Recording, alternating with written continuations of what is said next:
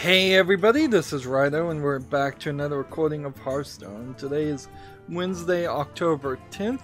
Turned out last live streaming happened to be either Christopher Columbus Day in the United States or Indigenous Persons Day, whatever people are calling it these days. And that explains why there weren't too many people watching. I didn't realize that that was even a day that people would take off, but apparently it was, or at least I can blame my low viewership for that. Also, I was working on a new system and it did not work at all. The web peak system did give a slight 1 second peak when I would press the button, but holding down the button was not doing what I thought it would do and what actually my recording software was showing what it was doing. So there was literally a miscommunication between my recording software telling me one thing was happening and what the actual video that was going out was telling me.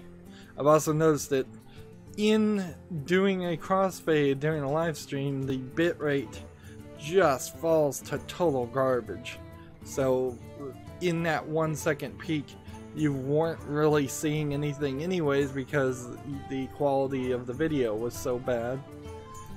I've adjusted that and will be using a slightly different system. I was able to develop, let's see, I guess we need to win 3 Dragon or Druid or Rogue things and do the Town Row. I'm a little afraid that we're going to get an announcement for yet another expansion before the end of the year. These expansions have been coming too often. I mean, they help my channel, so I can't really complain about it, but it is also now starting to integrate as part of a thought pattern for me. Is like, maybe I shouldn't bother recording footage as often for November or December because maybe there will be another drop everything Hearthstone expansion. Let's see, we need to jump into the Druid and Rogue. I'm starting late today because I went to sleep particularly early, slept for 4 hours, woke up, stayed awake until about 6 in the morning, so I went to sleep around 8 in the evening the night before, and we'll just play Druid.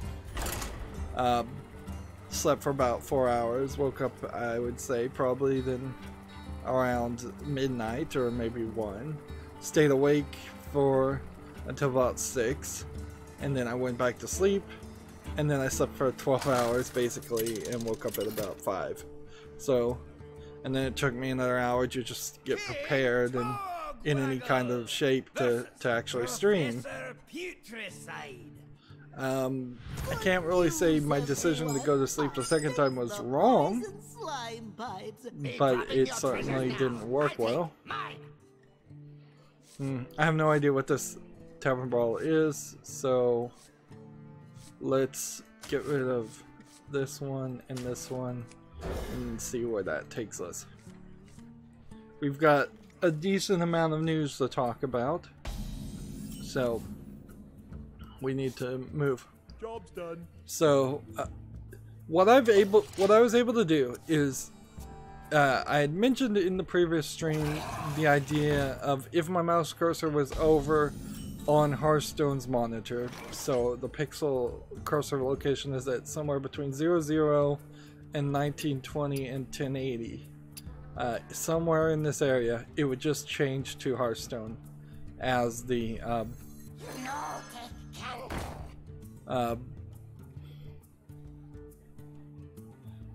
let's see. It would just turn to Hearthstone, and then that wouldn't be a problem. Now the problem was if I went to the right where my second monitor is, at least virtually, that would immediately change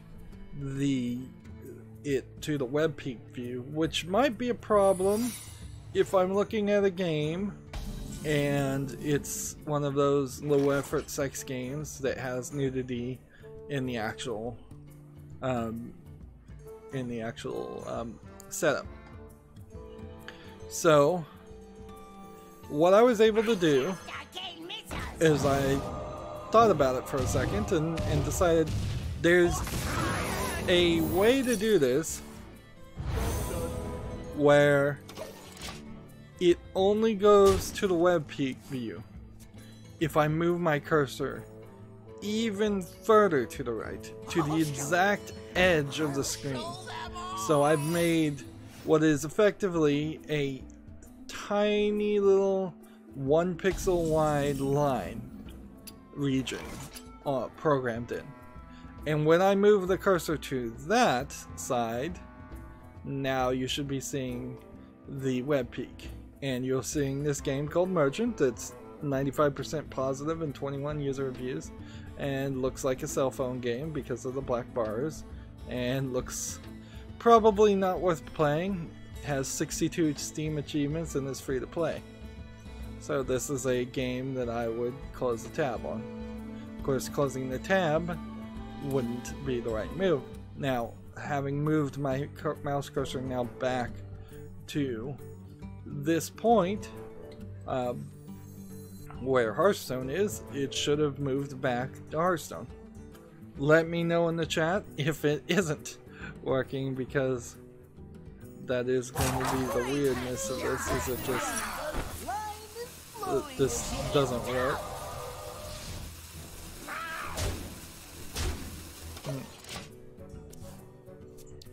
So this allows me to look at everything,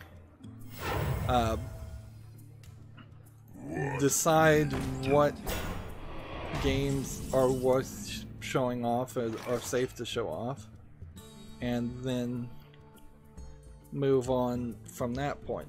Of course, this changes the pattern a little bit. Basically what it means is that I need to look at the game and the screenshots, and then I need to scroll back up and decide that this one's safe enough to show off. Let's see.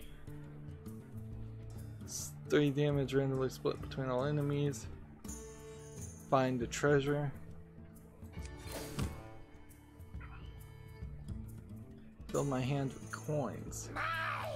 I'll do that.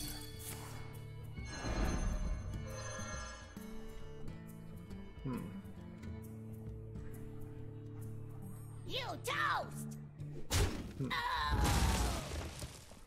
Like, is this the time to fill your hand with coins though? Probably not. So we've got this game called The Haunted Graveyard.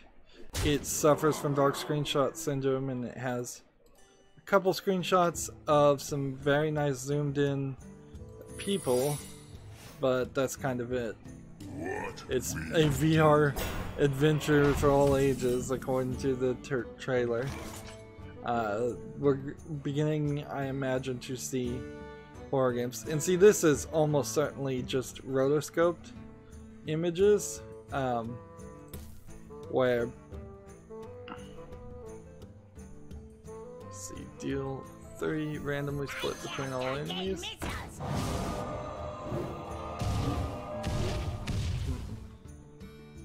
And then do this. And then I guess we'll do this. 1, 2, 3. Do we need to play a 4? You take wrong candle. There we go. So this game, Haunted Graveyard, requires VR. It's 40% off for $5.99. It shows nothing really impressive, and I kind of question the idea of a game for all ages on VR, considering VR is so extremely expensive. Like, all ages, but not all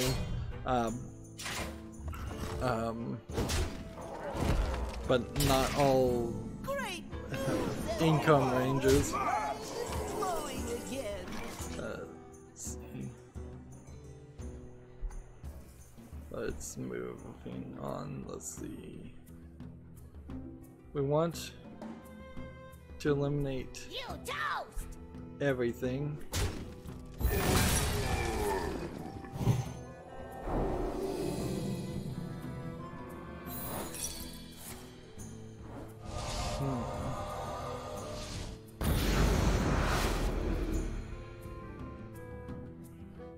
Let's see. Does this guy not get to attack?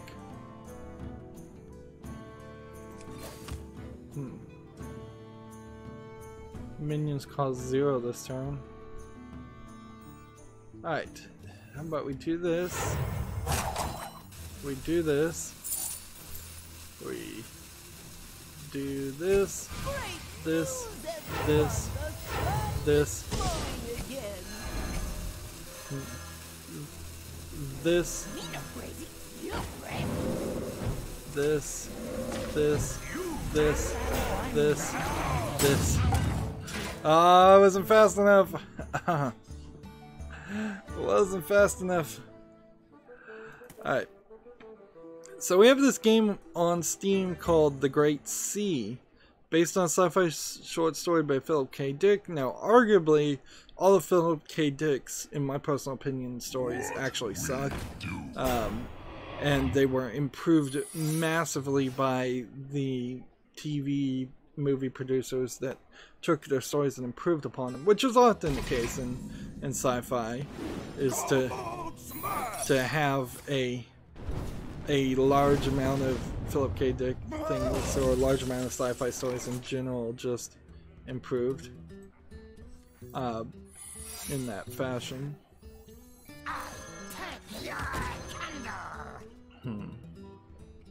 Great news, everyone! The Okay. slime is flowing again. This plus this plus that plus that. Flowing again. I'm gonna just squelch this character. So, the Great Sea is apparently a sweeping 30+ minute experience developed on the ground up to push the boundaries of storytelling in VR. We've seen some announcements in VR this week, including Borderlands 2 coming out for PSVR, which we'll talk about later. I kind of think it sucks that how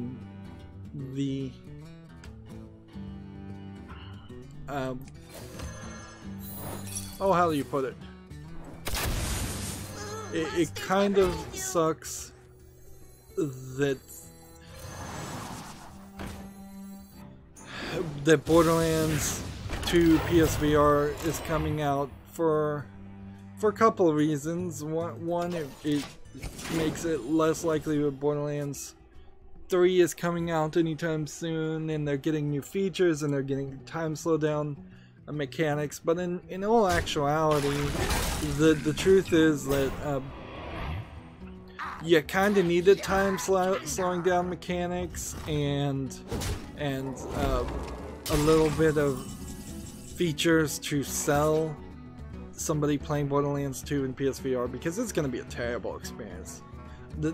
Having an RPG run and gun shooter turned into a VR experience sounds like a nightmare. And it's a 60-hour game just on the base game, and that's kind of amazing in itself, because I could have sworn I'd spend 100 hours in doing just the baseline game, but I was scheduling it, and I'm like, yeah, really? I've only spent 60 hours in this. So there's definitely factors and issues to take into consideration there of just how that is not the game to put into PlayStation VR. And at least most other VR games that we've seen tend to be short experiences. I wanted to show this Great Sea monster over here. How this is a sci-fi story seems weird. It seems like it's a sci-fi post-society that has turned into some kind of back to feudal times. This is rated teen, and it's $5.99. I guess I'm gonna put this game on the following. I do in general like Philip K. Dick stories. I wish that it didn't say it requires a headset, and I was hoping that we'd see a lot more games along that level where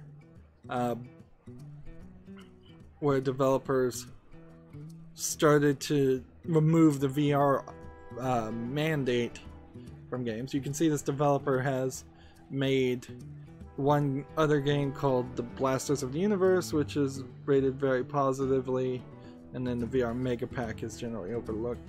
So it's a developer that's kind of can be trusted. So we're kind of starting early as far as finding something that's slightly interesting. Let's see, the candle. If I do the candle right now,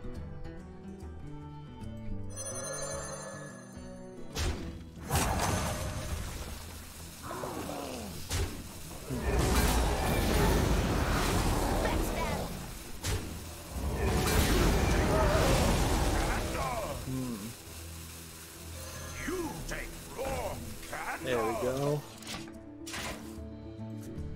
So yeah, this is a little bit of an awkward new learning curve for me, but it's pretty good. Everyone. But I got the victory on that Tavern Brawl, and that's good. We need to get the Tavern Brawls done on all of these. What a minute. Why did... It didn't show me the cutscene for a reward. It says, bosses are back and they brought some new friends. Find out who the new champions are. The reward is already open. Did I just click through it? No. I did not click through it. The game just totally glitched. It's like, alright, game. Remember, on my main account, I only have 2 legendary cards that I need to get. So unless I'm getting a legendary, all 5 of these cards are going to dust. Unless, I guess, they were gold, and even if they were gold, I'd still turn it into dust.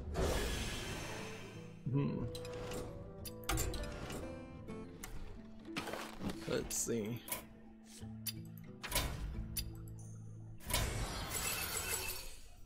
So let's see, can I find this quickly? Yes, and disenchant that. We're approaching 1600 dust to get something, one of the 2 legendaries completed. And yeah, it does feel like maybe a couple more weeks I'll have 5,000 gold. Enough to open 50 packs of something for some new expansion that's probably gonna come out. Sticking to this, we need to play combo cards, so let's see if we have any combo cards in the rogue deck. Death Rattle, Rogue. If we don't, I'd have to come out here and replace them. So we have, as our next game, WWE 2K19. It's rated mostly positive, 73% of 101 user reviews. Wow, those graphics look better than what I was really expecting, to be fair. The problem with the WWE games and 2K Entertainment in general, and this might fall right into Borderlands 3 as a thought, is because Borderlands 3, oh, I better, this is a trailer, this might get copyright claimed. You got Stephanie McMahon, I think that's who's fighting. There, it's been a long time since I've been big into wrestling. Let's come over here for a second. Combo, don't see any combo cards.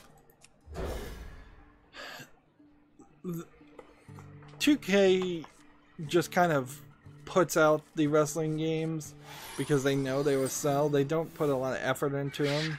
WWE 2K19 is $59.99 unless you want the digital deluxe version, which is $69.99. I think for wrestling games there needs to be a new thought on the whole process. Like, it's been a very stale concept that has just gotten played over and over again. I assume that's Stephanie McMahon. It may not be.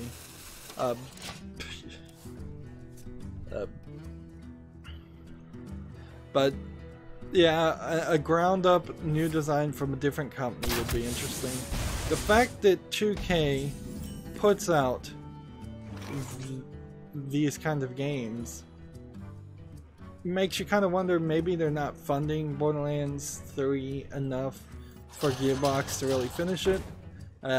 The initial thought would be, yes, it's Gearbox that's distracted or just slow, and that they're not making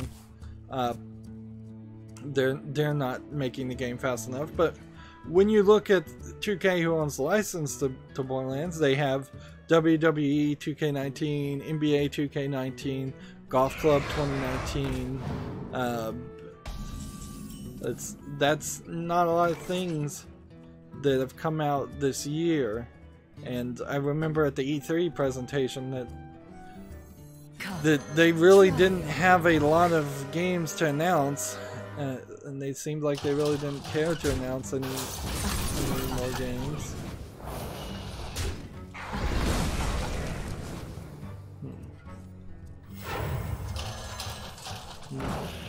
Interesting, this card will work pretty nicely with this card.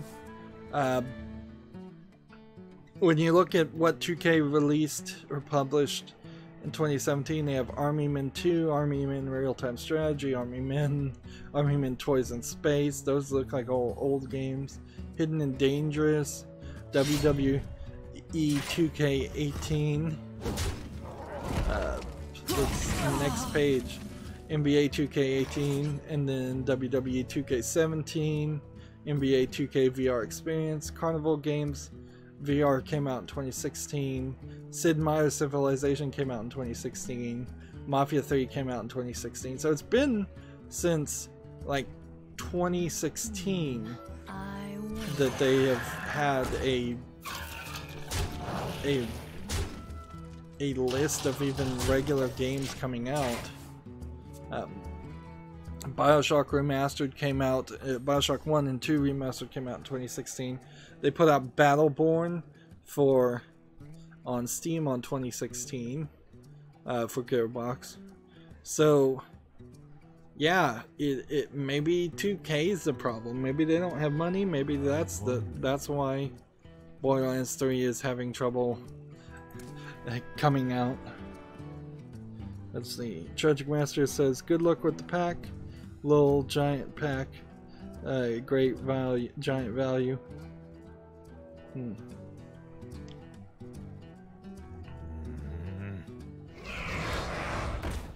Let's see.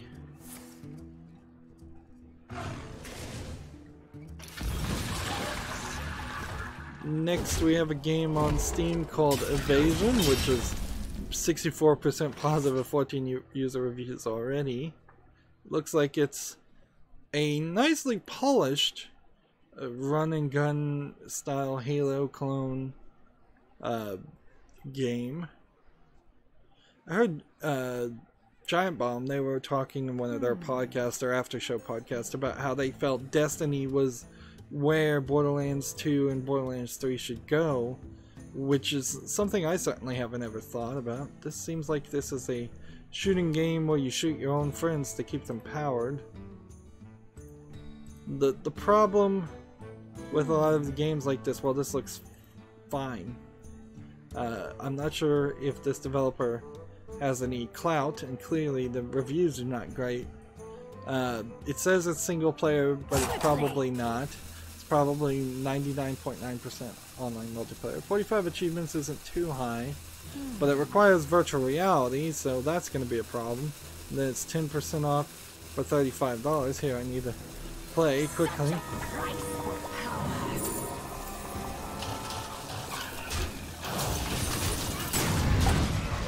I have to be careful here.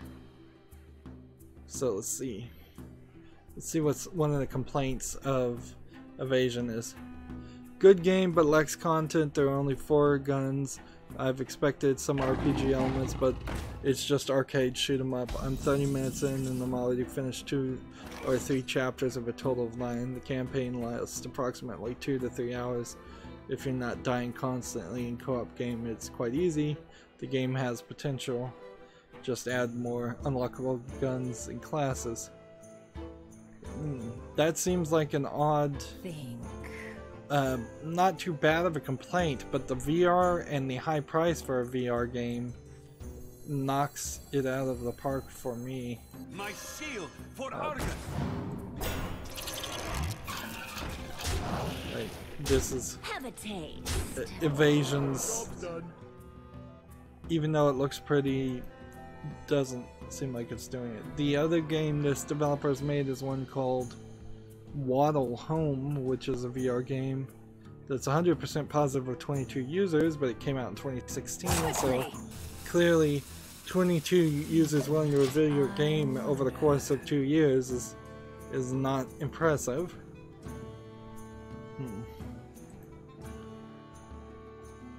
We have a GameIndustry.biz article.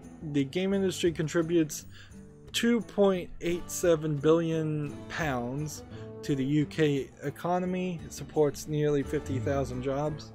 2016 Screen Industries reports also shows every £1 invested via tax relief adds £4 to the economy.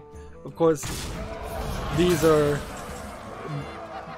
reports designed to say something like that. You're never going to hear a report that gets funded that says for every £1 relief of tax relief you get, it costs the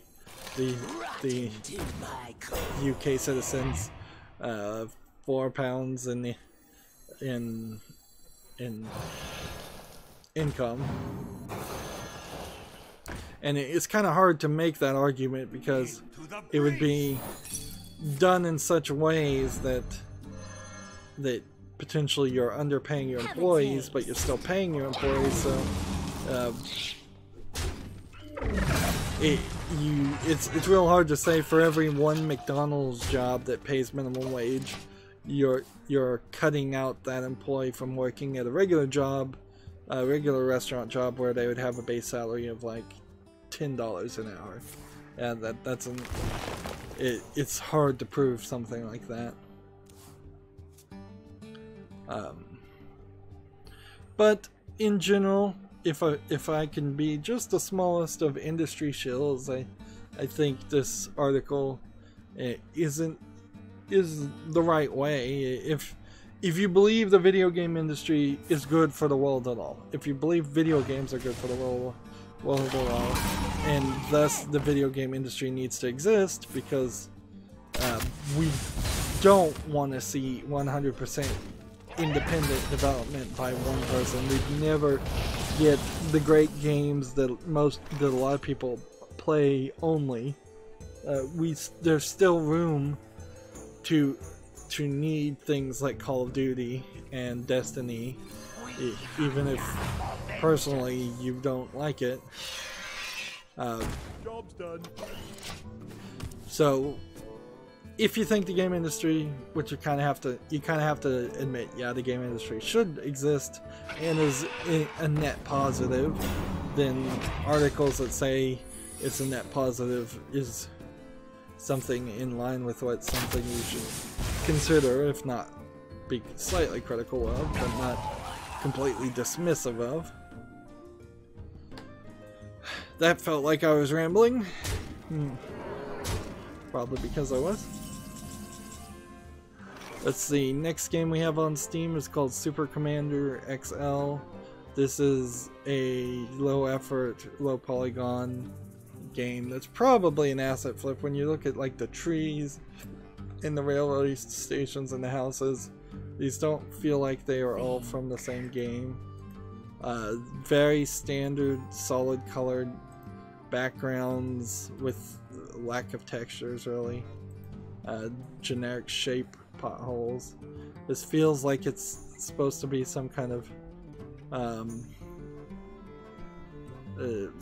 yeah, it's a simulation of pseudo-historical events, like so North versus South type thing. 99 cents. The reason there's nothing there that implies to me it should be called Super Commander XL. there was at one time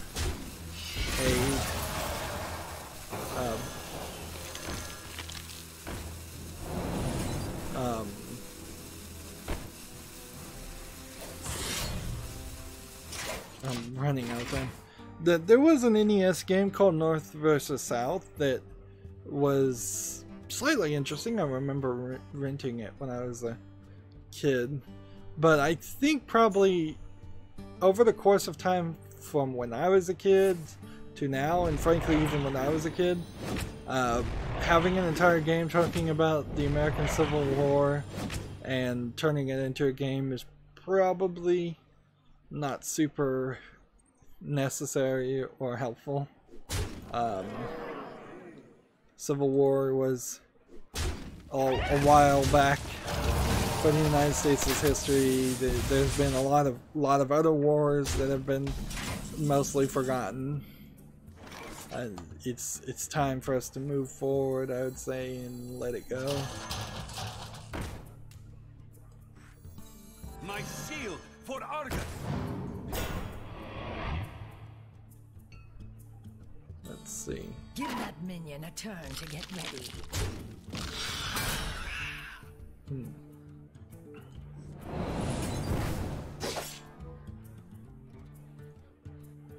I guess I could hit that, but I don't think that would help.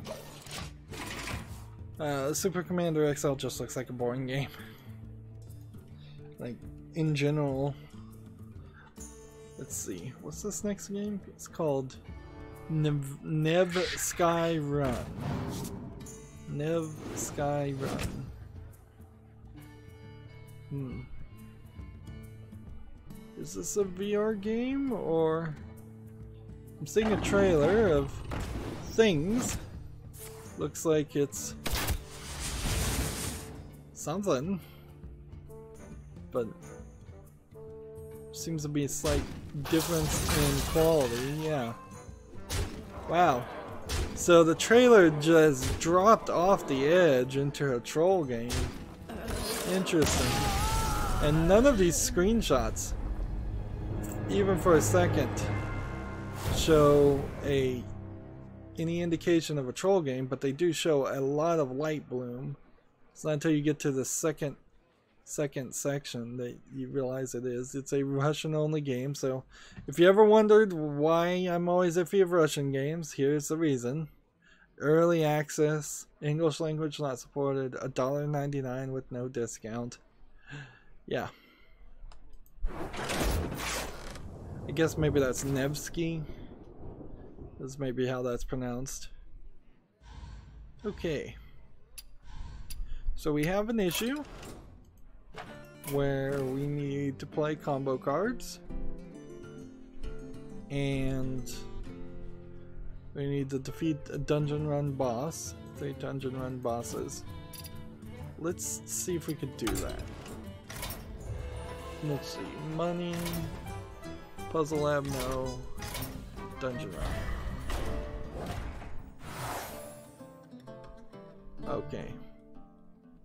If I stick with this dungeon run, I will probably not play any combo cards because I'm playing a hunter. But maybe that's alright. So we'll just stick with this, and then that will give me some time to get used to the switching back and forth mechanic. Rexa versus Elder Yari. I don't think I've ever seen this enemy before. Let the hunt begin. Spirits of old, I'm call upon still you. looking for feedback, I guess now new feedback on the new way that the web peek feature works, whether it's a distraction or whether it helps any. Put some visualness to what I'm talking about. Was it perhaps better for me to just talk about the games and not try and show them all? It does help me a little bit to not have to press a button and hold a button, and instead just move the mouse cursor all the way to the edge. Of course, That means if I drop the mouse, which I eventually will, it'll probably switch over. But it should fix itself as soon as I get back to Hearthstone, so it's kind of this always reassessing, refix, correcting issue. So next game we have on Steam is called Achievement Collector Space. Anything with Achievement Collector you know is an Achievement Collector game and not worth it. It has 90 Steam achievements. So the limitation of 100 or 90 or whatever the limitation is not really stopping all Achievement Collector games from coming out. It's stopping some, certainly. This game is $19.99 with no discount. That is an easy game to close. Even by the name, you didn't even have to look at it. You knew it was an achievement low effort game. Let's see. Is this one? Here we have a English and simplified Chinese VR game called a bunch of Chinese words and then there are symbols of VR2 Sangu Warriors VR2. It's probably just Sangu Warriors VR2 written twice. A lot of Chinese games that go into the Chinese history or historical look very similar. They sometimes look very good, but they're they really don't go into the fantasy or sci-fi or anything else. It's just always history. Which is to say, a lot of Chinese games are just not imaginative at all. And when you get into the bigger argument that Chinese steal copyrighted stuff from people all the time and make cheap Chinese knockoffs, yeah, there's a lack of imagination, and I think it's because of how their Chinese people are educated and raised, is that they just don't have time or energy to think up something new.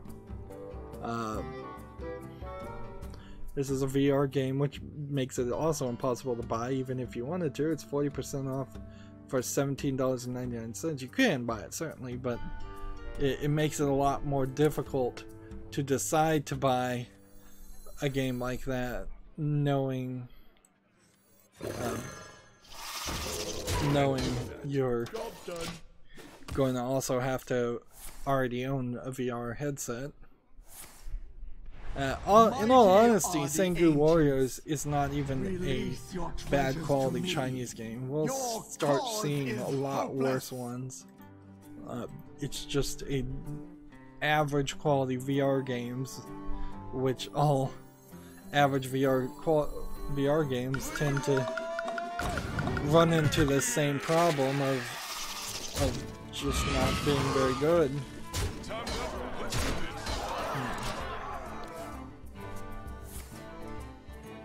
Next we have a game on Steam called Tinker Garage, which is a racing game, driving and shooting, it seems, on kind of an open world arena, less than a racetrack, which would be interesting. Honestly, this is probably an asset flip game. Like, they've gotten so good and so pretty lately, but really this probably is just different terrains that are asset flipped with a couple of cars. It looks like something that has had a little bit of work in it to change it from being a cell phone game, but when you see like a gear like this, that's something that surely you would expect from an Android game, not a regular PC. The UI is not terrible. Seems like it's got some kind of mini game, like copying the popular racing car game where you play soccer with the cars. But I don't think so. This is early access and free to play. That says something. But it's the only game from this developer too. So why would you want to play this game instead of, say, Rocket League or some game made by some developers that will get some traction. Since at best this is a racing / Rocket League game, and it doesn't seem like there's actually any racing in the game. It seems like it's car versus car. It says single player and online multiplayer, but I imagine to have any real interaction you have to play online. I bet there's no AI bots in it at all for as few cars as I've seen.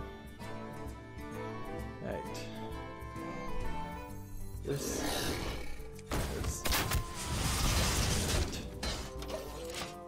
So, another game eliminated. Let's see. And see, because I'm playing a single player game, I'll just never get the rope, so I can take as much time as I want to play this.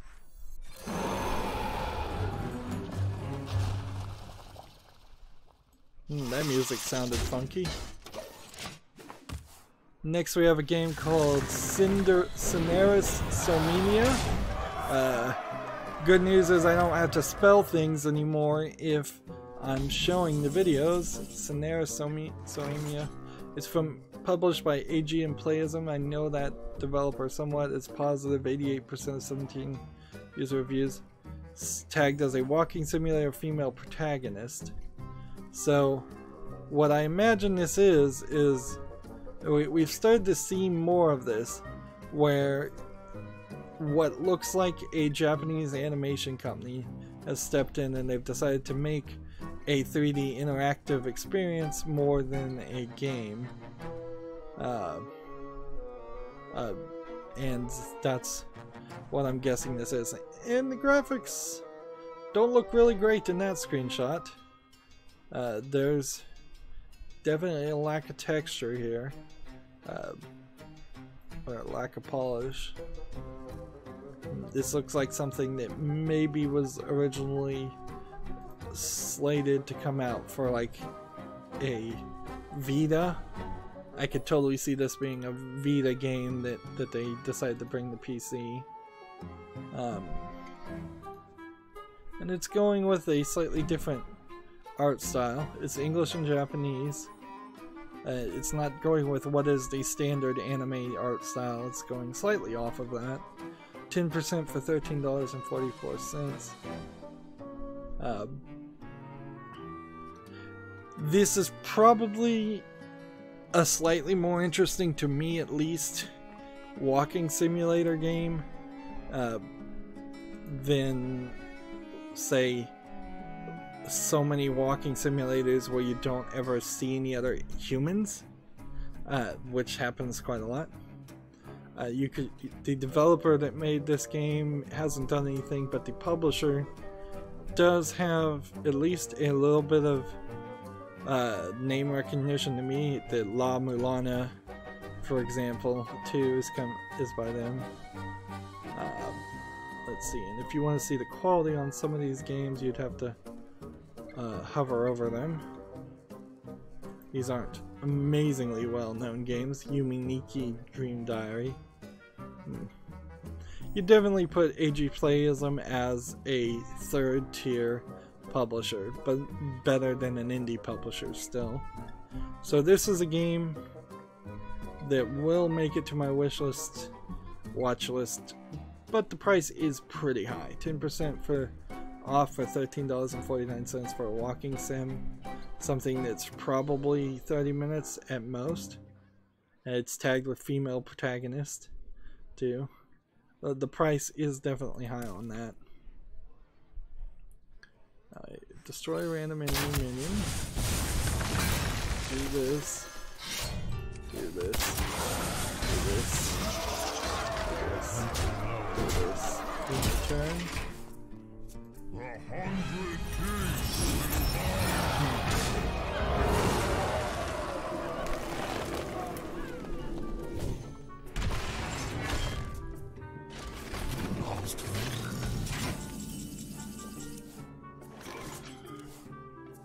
I'm gonna have to get really, really good at speeding up the process.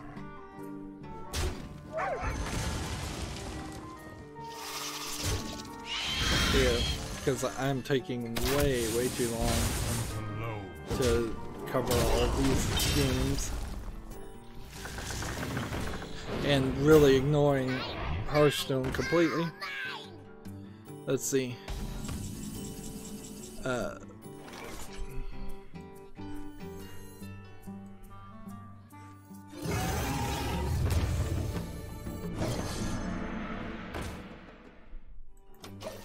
Next we have a game on Steam that's clearly a troll game, Get to a Gun. This is clearly just an asset flip PUBG style rip-off game. It looks horrible. Watching all of these trailers is not something I do normally, so I'll skip. You'll see me skip to them.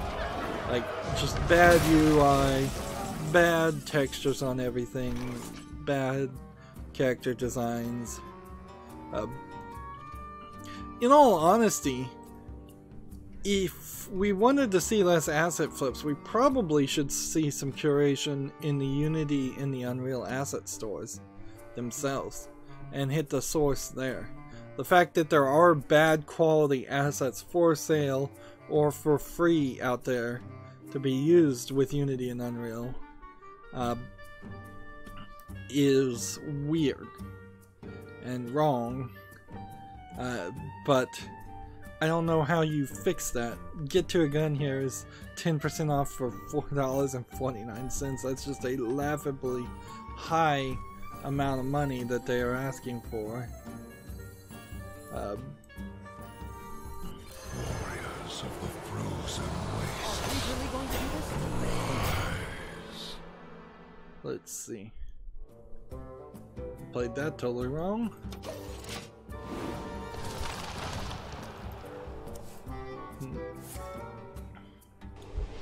Komatsu has an article. Sony's president on the PS4 successor, quote, "It's necessary to have a next-gen hardware," end quote. Have a next-gen hardware. I suppose that would... That's believable that...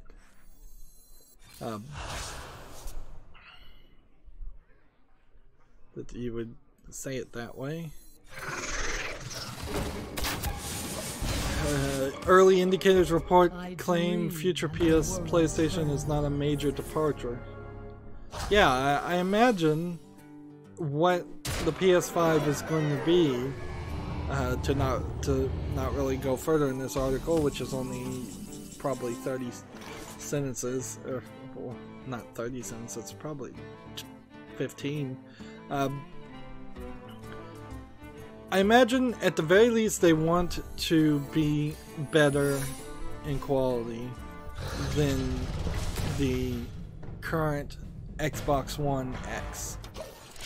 They want to have more RAM, more teraflops, more everything that you could possibly have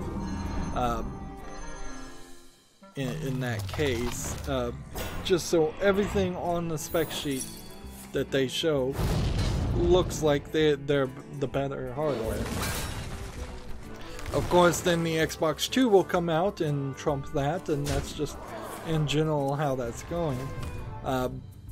We're in a weird position because if the PlayStation 5 is in development, it can probably not do as much as you would like as far as ray tracing, unless they were given some secret heads up about ray tracing 6 months ago, which maybe they were.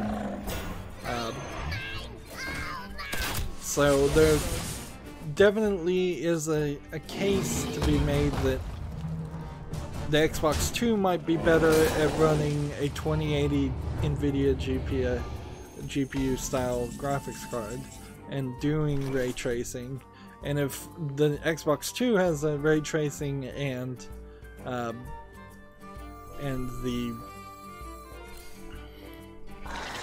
PlayStation 5 doesn't, then that is going to be a argument point that is spoken many times against the PlayStation 5. Faster RAM, more storage. Both the PlayStation 4 and the Xbox One still really not giving you a ton of storage or storage options. You basically need an extra hard drive slot in both consoles. Like, by default, there's a terabyte in there, on top of there being somewhere around 128 gigabytes of 128 gigabytes of SSD of some sort. Let's see how this works.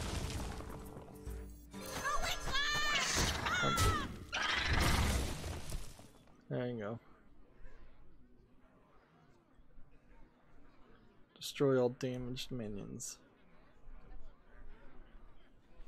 I'll try that next turn, why not? So yeah, a secondary full-size hard drive slot where you can just have people just go buy a SATA hard drive and plug it in, just like a real computer. No special caddy really needed and nothing like that. The consoles don't need to come with that, but it is where I think where they should go with it. Alright.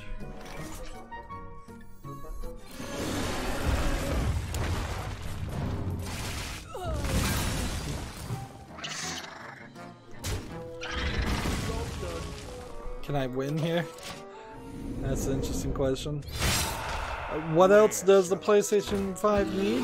Not really a lot, just faster processor, same style processor, still a 8086 style processor.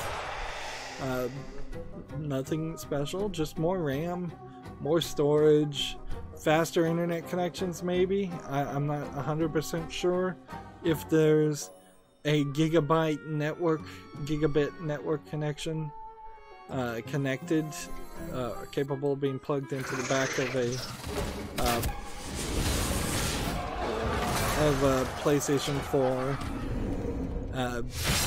Maybe you get some USB-C and HDMI 4K connectors and just general updates like that. Better power management, better cooling.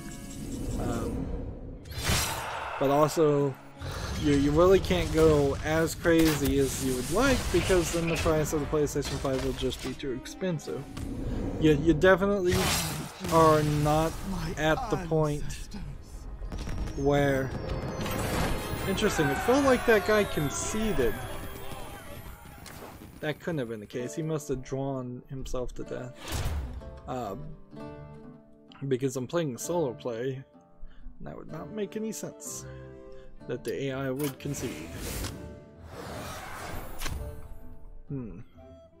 Yeah, you can't get rid of the drive. You're not going to integrate like the PlayStation Eye or anything into the console. That's still going to be a secondary thing. No PlayStation VR. I don't, unless they do something crazy with the controller, it'll probably be exactly the same controllers. In a lot of ways, it might very well be the case that the PlayStation 5 is upgrading just to compete with Nintendo more than even the Xbox, just because Nintendo is rumored to make a new Switch. Hardware, Sony may feel the need to make a new device to compete in their own minds, although really there's no competition there. Next game we have on Steam is called The Mummy Pharaoh, which is interesting looking. Again, this might all be asset flips. Like, it looks a little bit better thought out and placed, but when you have mostly just desert, that's easy enough to do. And look at this frame rate that this video is playing at. It is slow and clunky. And this looks like a pretty bad interface here as far as items. And it looks like it's just a run and gun shooter. And this is the type of game that were running on Windows 95 when Windows 95 came out. That this would be considered a decent game and interesting to look at. But in 2018, this is not to a level of quality that would be acceptable. When we skip over, we see a shrouded in dust mummy enemy, but I think most of these screenshots aren't even going to bother to show you enemies, which is often a problem when you can recognize in bad games, is that they refuse to show you the characters you're playing as or the enemies you're playing against. And I do believe they have designed these statues to pee out toxic gas. So I mean, you don't inherently, I wouldn't say that this is a troll game as much as just an incredibly bad quality game for 10% off for $1.79. And it keeps going back to the question about what games deserve to be sold on Steam and what games should be on something like itch.io. Yeah, this developer has made some other things, but as I'm hovering over them, here's one that has mixed reviews with 12 reviews. The rest of them don't even have any reviews. So they're, I wouldn't say particularly flooding Steam, but they're on definitely a path to where they're releasing one every couple months, every month or so. They're releasing some cheap game to Steam in hopes of making money. And who knows if they really do make any money from that.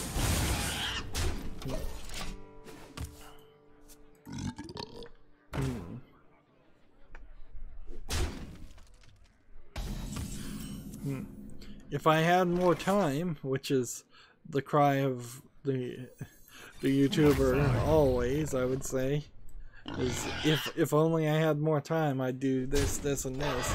If I had more time, though, I would go through all of these game listings and potentially leave most of the bad games off the list, or at least consider doing that. It really comes down to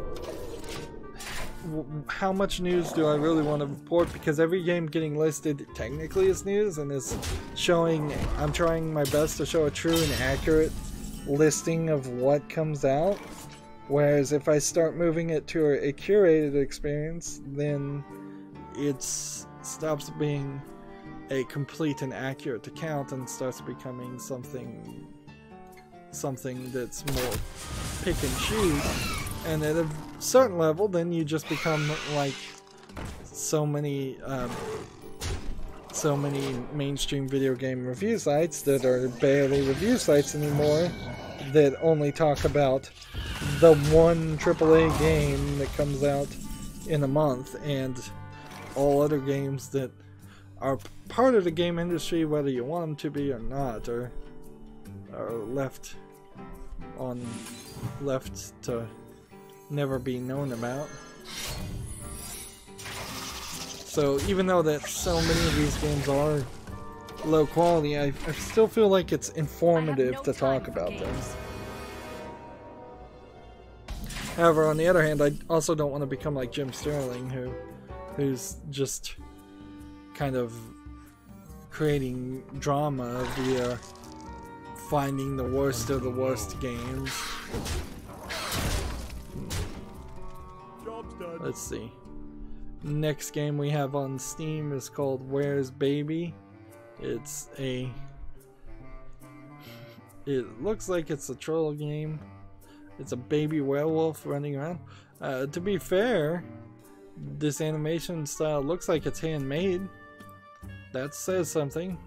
Feels like somebody, even though they may have had a silly idea here, I don't think you just asset flipped a baby werewolf or any of this. A lot of this animation's not particularly great. it seems like what you're doing is you have either a timer or a health bar, and you're supposed to run around and break things. Let's see. It's an asymmetrical multiplayer game. We're setting the baby against what is that? What it was a kid for me. So it's apparently not really single player. It seems like, or maybe you can play it in single player, but they try. You play as an adult trying to fix things, and the baby is trying to make a mess. Which this is similar. It's a 2D style of Who's Your Daddy, which was popular for a brief second as a streamer game. This is early access online, 33% off for $2. Not asking too much there. I'm not sure I'd particularly want to play it. The only other game they've developed came out in May 9th, 2017 and never got any user reviews from the looks of it. Where's Baby? Is it called Where's Baby? Yeah, as in a werewolf baby. It's a silly idea, certainly. For a game, unfortunately, I don't think it brings it to the level of an entertaining experience. In a lot of ways, the Friday the 13th game where one person played as Jason Voorhees and everybody else ran around trying to escape Jason Voorhees, even that didn't, even though it had a ton of polish on it, even that didn't really look like something that I was really interested in as far as actually having an experience with. Alright, let's do this.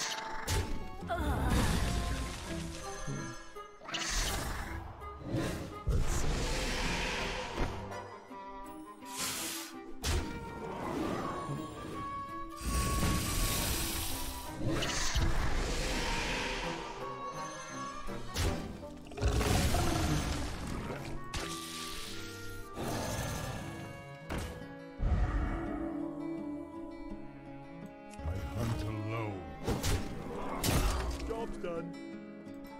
Let's see.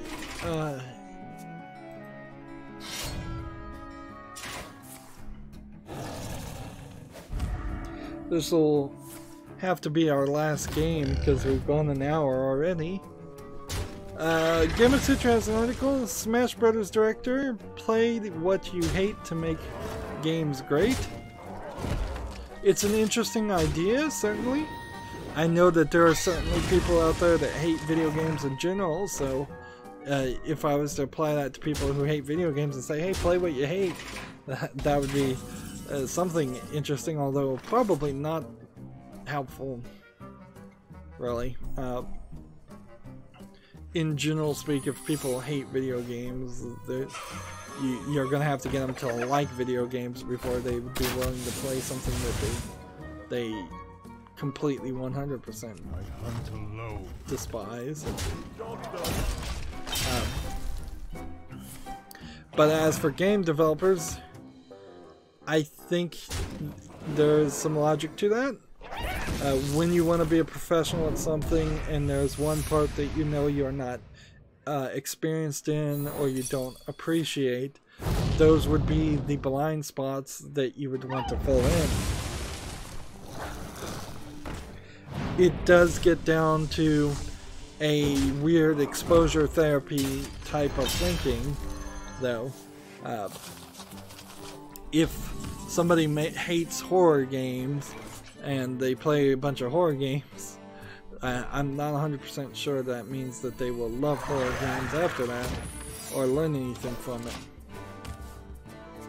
And as a video game critic, I often, even myself, feel like I sound like I'm hating games when I actually do love games. I'm just criticizing them, so saying the positives of them makes very little sense. So personally, I wouldn't really describe what I'm doing as playing what I hate.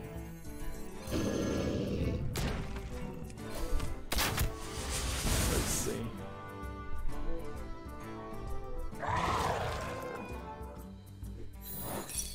Job's done. Darn it. Let's see.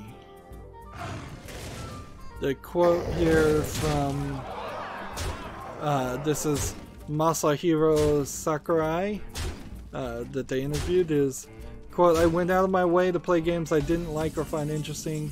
Those ended up being a lot more informative to me. Explained at home, I have literally thousands of games and I think of them as pearls of wisdom from my predecessors." Job's done. And then there's another quote, "Game development is very difficult. Nobody sets out to create a game that's not fun. It's all of the challenge and difficulties that happen throughout the development that determine whether a game is a failure or a success. I think playing those thousands of games is the single best and easiest way to learn from my predecessors." So that's interesting couple of quotes there. I spent yesterday, as I was scheduling videos, so I was actually working at the same time, listening to an hour-long review of Final Fantasy 15, and in all honesty, it convinced me that I probably don't want to play Final Fantasy 15 ever. It describes Final Fantasy 15 as a mediocre disappointment. It talks about how the entirety of the game is designed to not really have any story in it, and instead the experience and story is done throughout like YouTube animations and Kingsglaive, and it talks about how when adventurer dies, Cobalt King is getting all the loot. How some of the concepts and artistic design doesn't really make sense in Final Fantasy 15. In general, all the cities don't have fences or walls, and yet right next to all the cities are these wandering monsters that are constantly trying to kill you and everyone around. And why is nobody except for the main people wearing armor when they're theoretically under constant threat of being attacked? I could go on, certainly, and I haven't played Final Fantasy 15 myself, but it does seem like probably there was big problems in the development of 15, and it's not the Final Fantasy for me. I think almost certainly if I was going to play a Final Fantasy, it would come down to either Final Fantasy 7 or Final Fantasy 13. Probably 13 would be most people's recommendation. Well, we're getting the news slowly taken care of, but not really very fast on that. Today was definitely not the day to sleep in late and start late. As far as daily quests, I need to get at least one of these done. And then I suppose I could maybe have, I don't know, like a special stream on Thursday. I doubt I'd do that, but that could be something that could happen. But at the very little bit, I need to get this done. At least one of them. That's going to be it for this recording. As always, I ask you to like, share, subscribe, comment, and watch every second of my videos. If you want a friend or follow me on any social media sites, there's a whole bunch of links down below in the description box. Thank you for watching. Have a good evening.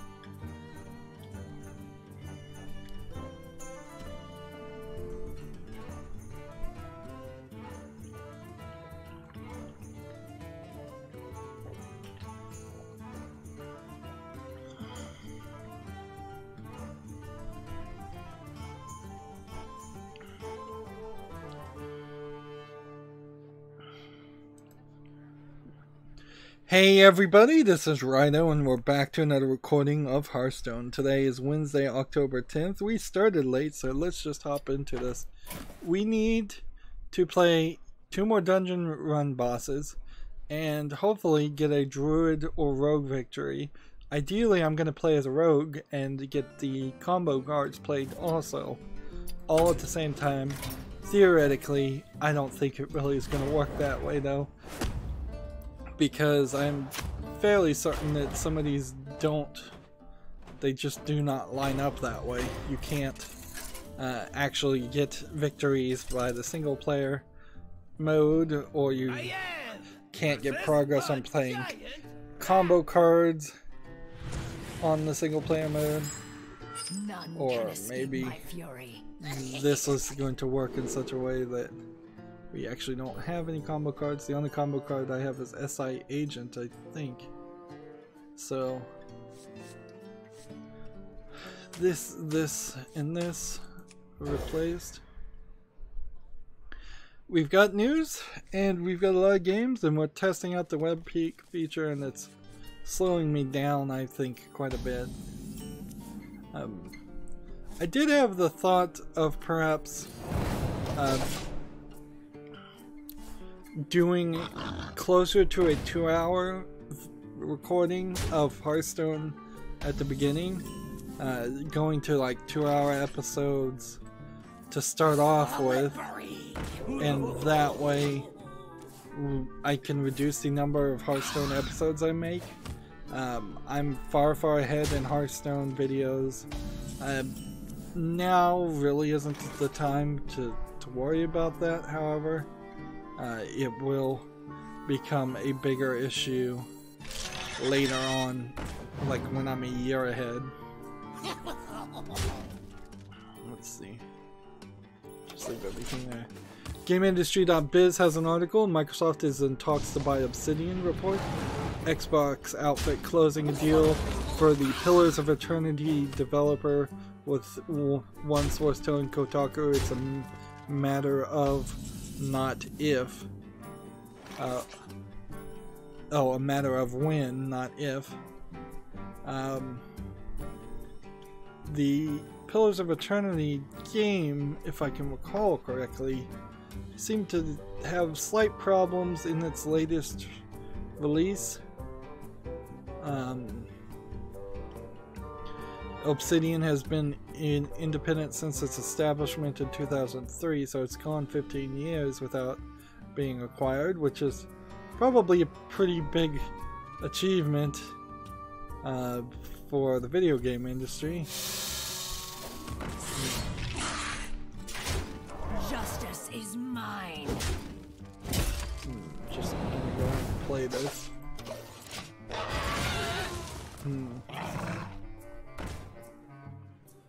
Let's see.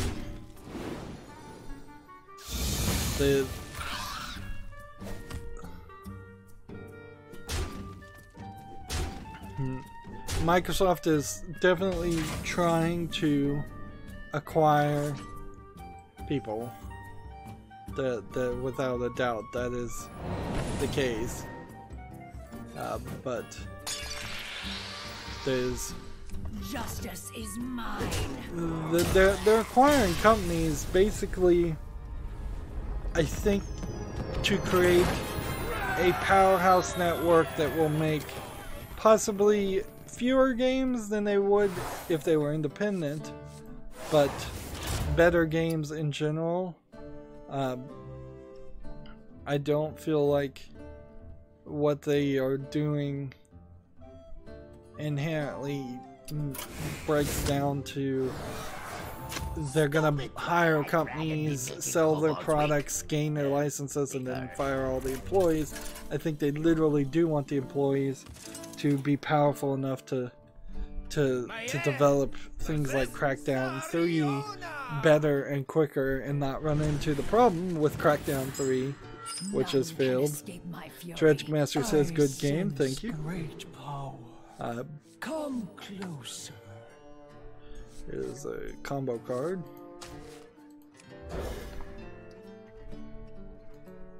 Microsoft certainly has has acquired other companies like Rare in similar hopes, but I'm not sure it always played out. The problem with Microsoft is often the people in charge, the higher ups, are just not aware of what's happening down at lower ends, and so there have been entire like deals made that it feels like the CEO either knew about or they don't care about, or the CEO changed and like they used to care about Xbox and then they stopped caring about Xbox, and they used to care about Windows Store and then they stopped caring about it. There's just a lack of general leadership, which I would kind of argue has been the problem for a long time at Microsoft. Basically since Bill Gates left. In tech companies in particular, you need, I think, somebody who is an insanely headstrong type person to be your leader. That's why Bill Gates succeeded. That's why the CEO of Apple, the one who's dead, Steve Jobs, succeeded. Is not really for as much for business prowess as much as perhaps just tenacity, because let's face it, tech people are not the easiest led group of people. TechRaptor, by the way, has the same rumor. The Obsidian Microsoft acquisition deal is almost final. Of course, this is all the same story that's getting put out by the same five people. It's either like Kotaku, Reset Era, GameIndustry.biz, or Game Informer, all of which are named in this article from TechRaptor.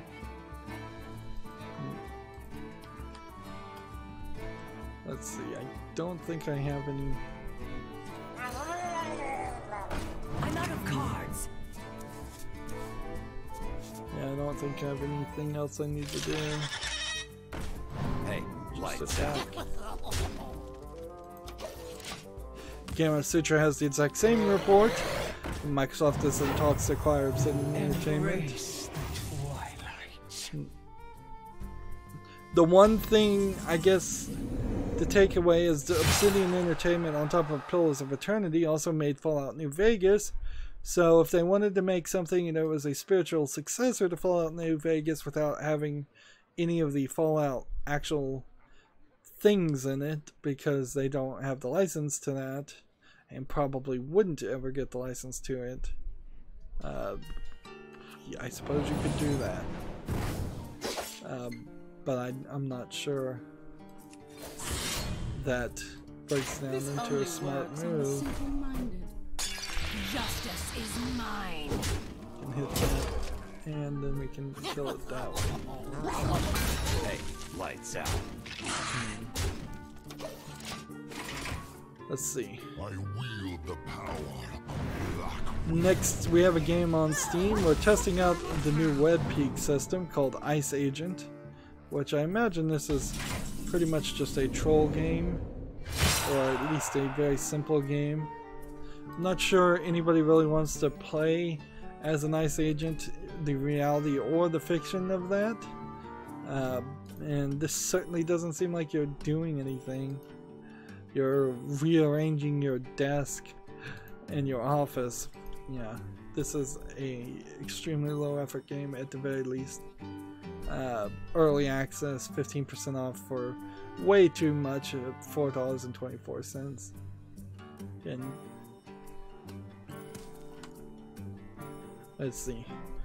And in all honesty, a significant amount, I would guess, of quote-unquote ICE agents are just actually police agents who put on a different badge. Because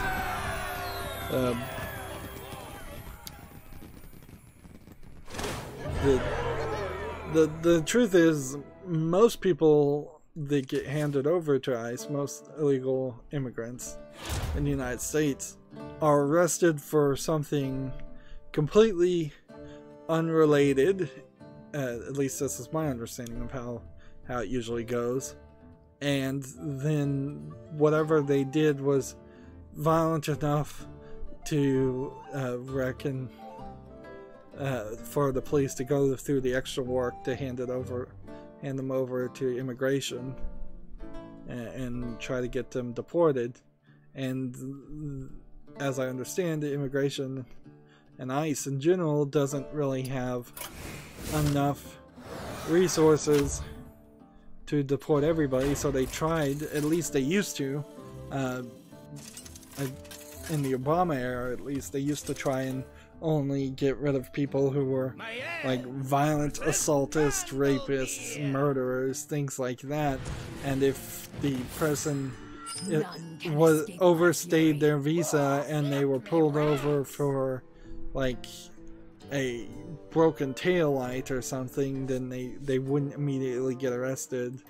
And they try to work with those people to say, hey, we know you've overstayed your visa, but you need to fill out these paperworks to renew. There is also a bunch of BS often where you have to leave the country and then apply for re-entry, and then they reject you for that.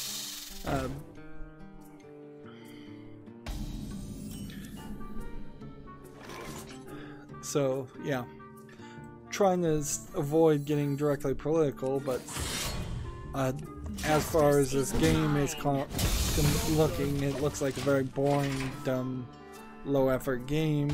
If you were actually playing as an ICE agent, you probably would be doing a lot of boring, dumb, paperwork-style gameplay. And maybe that's the point of what the game is about, is trying to say that. It's just not doing it in an entertaining way. Justice is mine. Gamma Sutra has the same story that we've already talked about, that the Sony CEO claims next generation hardware is necessary. We don't need to really talk about that.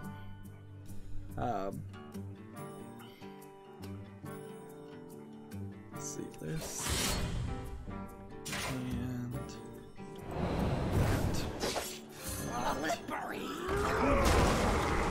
Justice is mine. Gematsu has an article. Aminata, that's AMANITA Design, announces Creaks for consoles and PC, which the Aminata is the company that made Machinarium, a kind of point-and-click adventure, and so that's an interesting thing. It's coming out in 2019. I guess we'll probably see it on Steam when it comes out and get more information later.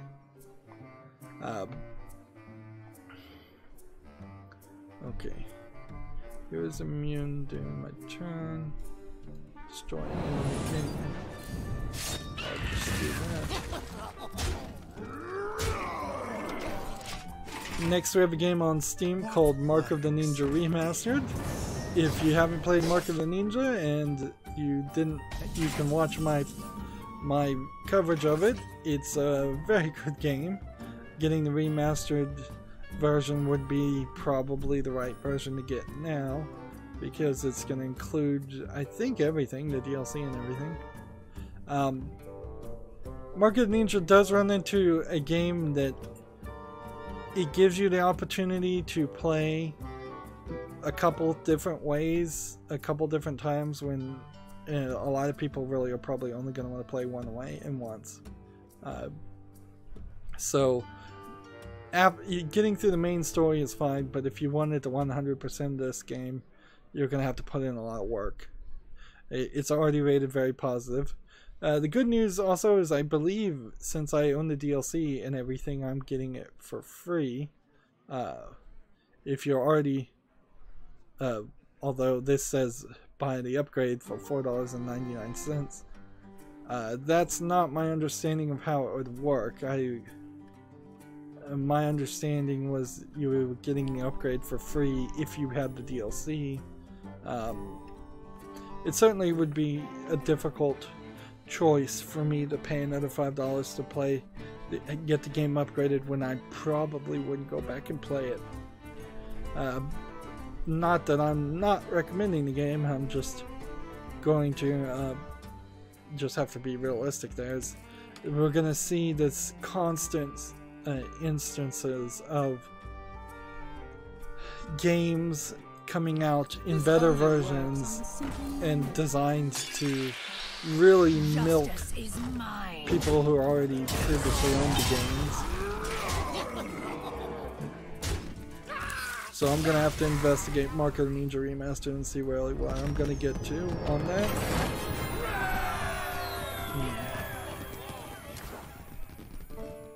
There we go. Only need to get one more of these. And I'm trying to play combo cards. I'm gonna have to build a combo card deck, clearly.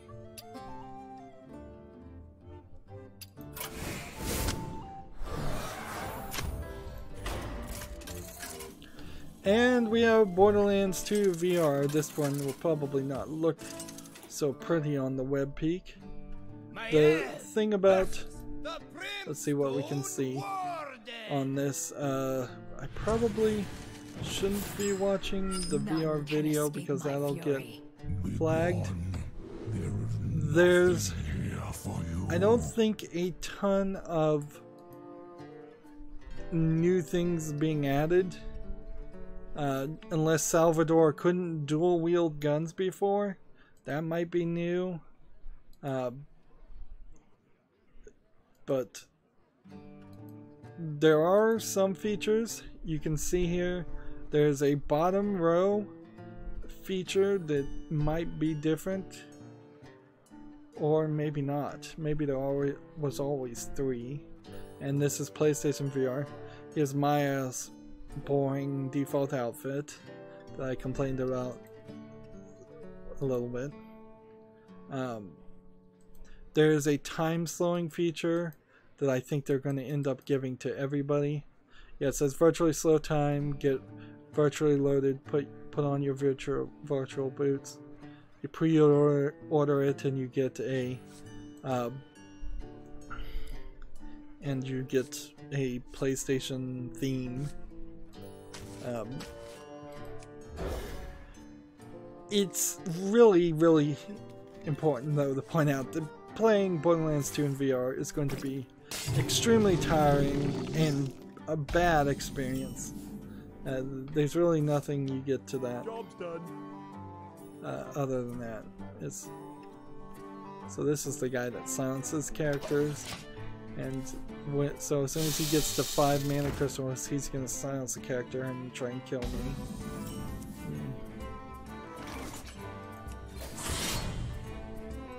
Justice is mine. It is pretty sad too that Borderlands 2 VR came out. It would have been nicer if they were going to do something like that to have done that earlier, a lot earlier.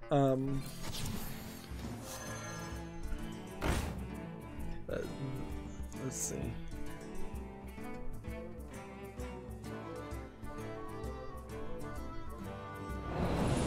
I'm gonna take this back. I'm gonna kill this. And I'm going to end the turn. I'm gonna play this, and then I'm gonna play this, and I'm gonna see if I can make him run out of coins. Cards. Who knows what secrets will uncover? Let's do this. Yeah, I really question how Borderlands 3 is gonna happen, or if or when it happens at this rate. Look behind you. Let's see. I have a lot less cards than they do now. Oh man, this is not gonna work. My strategy is falling apart. You shall not pass.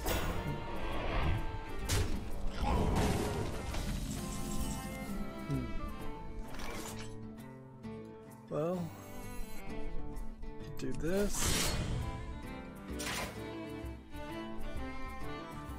And we can do this. And we can do this. Your history. We can do this.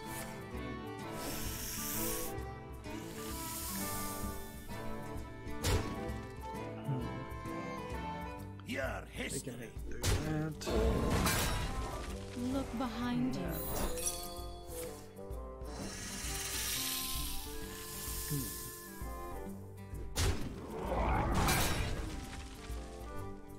Justice is mine. Job's done.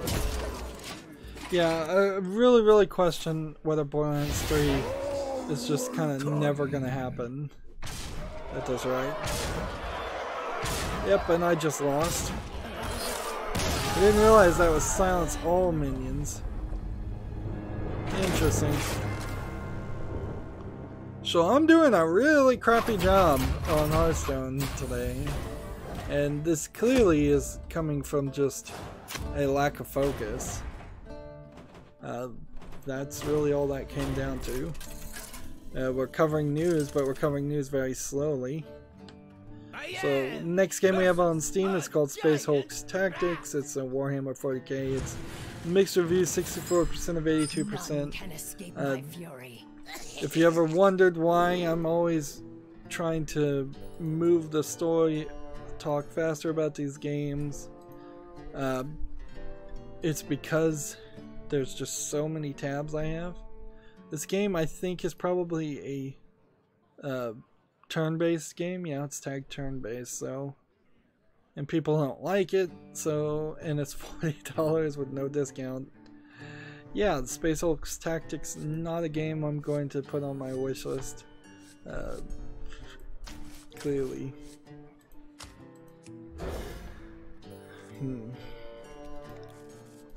Like the Warhammer 40k series, I'm not sure there really is a good video game series there, as much as there is just a good tabletop game called Warhammer and Warhammer 40k, and they just continuously license and try to make it into a video game series, but it never really succeeds. Justice is mine. Next game we have on Steam is called Shortest Trip to the Earth. It looks like it's a bit of an FTL clone. Strategy game, not terrible. An idea, certainly. This is positive 89% of 19 user reviews, which is a small number of user reviews, so that doesn't immediately tell me it's positive. But yes, this does seem like it is FTL, very much like FTL. Although the graphics wise, it kind of looks worse than FTL does, and in all honesty, I'm not sure if I'm still interested in playing something like FTL after having played FTL so much. And it doesn't seem like that there's really anything new being offered. Maybe slightly more graphics when you're outside of the ship and new scenarios, but I bet you could probably get a fan mod of FTL to expand on this. This is early access, 15% off for $16.99. There's not anything here that inspires confidence, and this developer seems to have made some other games.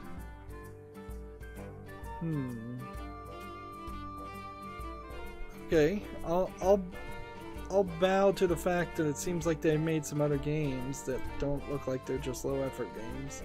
So I'll put Shortest Trip to the Earth on my wish list just in case it turns out that it actually is good.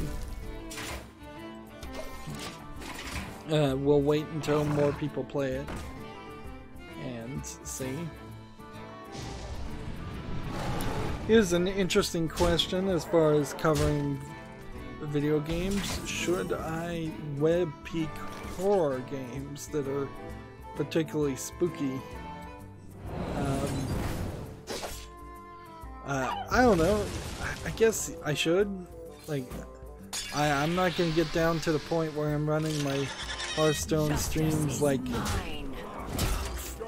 it's a free of trigger style experience. I'm not gonna do trigger warnings or anything like that. So, next game we have on Steam is called Red Lucid Nightmare. Now, the thumbnail, which these are the thumbnails that I've been talking about, looks good.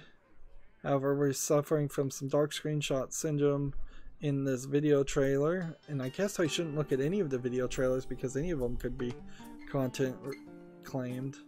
Yeah, this it opens the door certainly of Justice is mine. Of getting content ID claimed by so many people.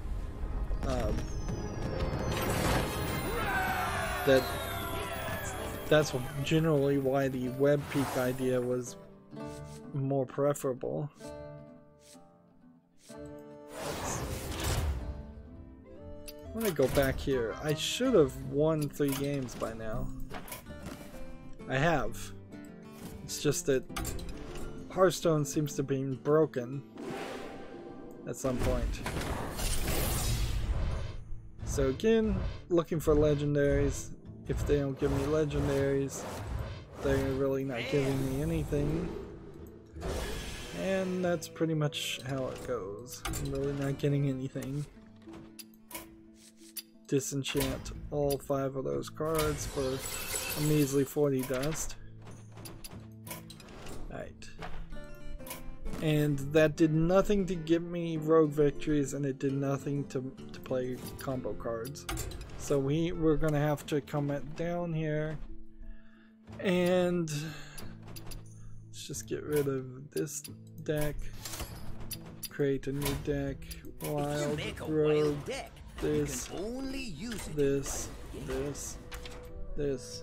type in the word combo,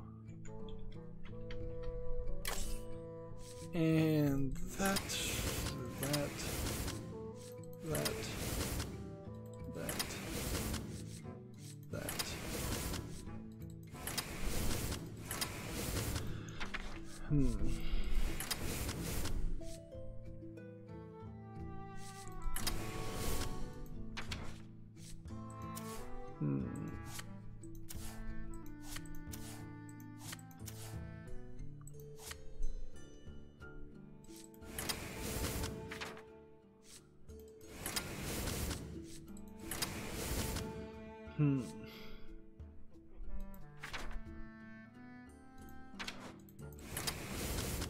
I'm filling this up with probably too many combo cards. That should be enough. Take these, and these. And then we'll just call this combo.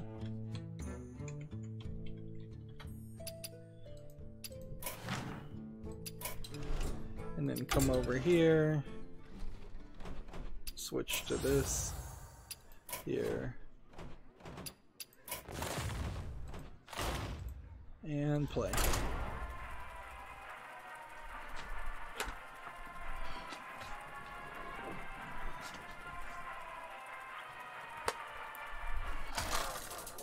See, did I get it back over to... Yeah, looking at this game, Red Lucid Nightmare, it seems like it is just a dungeon crawler game with no enemies in it. Like a low effort game in that sense. It's $12.99, just being called Red. It says it's not in early access, but it had a beta, which was interesting. The only thing that would convince me that this game might be worth looking at is if it had released another game that had been reviewed well. Apparently this game also is compatible with VR, that's what that symbol is. But I didn't see anything like that. Oh yeah, Oculus Rift. I'm gonna have to pay attention and actually play there. So yeah, that definitely is not a game to put on the wish list. It's just not quality enough.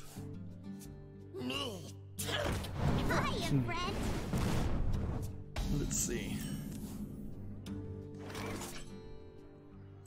This. In return.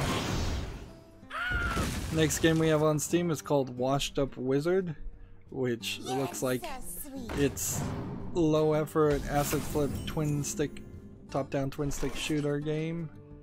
There is a little bit of polish here. That seems like they bought some assets from very similar products, so it has this soft CG animation style to it, but it's still pretty bad, and it's $2.99. I wonder. Games like that are kind of easy to spot.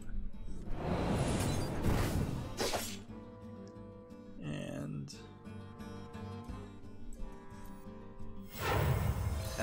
This guy's toast. do that. So, Washed Up Wizard's an easy one to close. I don't really even need to go any further with that one. Next we have a game on Steam called Cubeverse, which looks like a single screen Unity game, cell phone port, spinning around several cubes with the general idea of doing a Rubik's Cube, but perhaps putting some slightly different ideas into it. Like, I wouldn't say this is inherently the worst Rubik's Cube simulator game I've ever seen. So if this is early access and $4, I might be willing to keep an eye on it. I bet this guy, though, has not made anything else. Well, he has made a couple things, but they haven't been reviewed. October, May, April.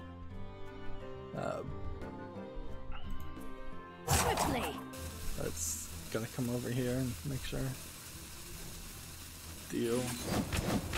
This. Hey, lights out. So yeah, I'll keep Cubeverse on the wishlist until I can find something better. Like, I bet there is a better Rubik's Cube simulator out there, probably from the makers of the actual Rubik's Cube, but I haven't seen anything in a long time. I know that in the 90s there was a Rubik's Cube CD-ROM game that I played a lot of. That was pretty cool. We have an article here. Gamasutra has an article. Epic Games acquires the game security and player service outfit Kamu, K-A-M-U, for an undisclosed fee. Based in Helsinki, Kamu offers a suite of services focusing on game security, game telemetry, and game management, while its easy anti-cheat system is used by over 100 million players around the world. Used by the players is a weird way to describe that. Justice is mine. Play this just so I can do this, so I can then do it.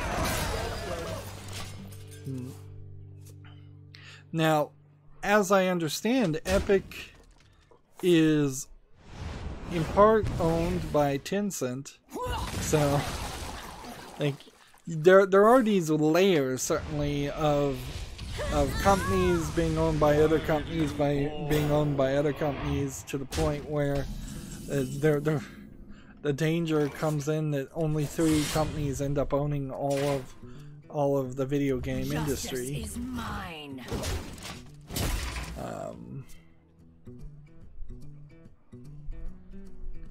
Let's see. The article here goes, a variety of Kamu's tools have actually been used to balance out and manage Fortnite's multiplayer experience, making it fair for players across the board. So clearly, with all the money that they're making from Fortnite, they decided that they needed to do that. Give your weapon extra attack, I suppose. I'm gonna lose here.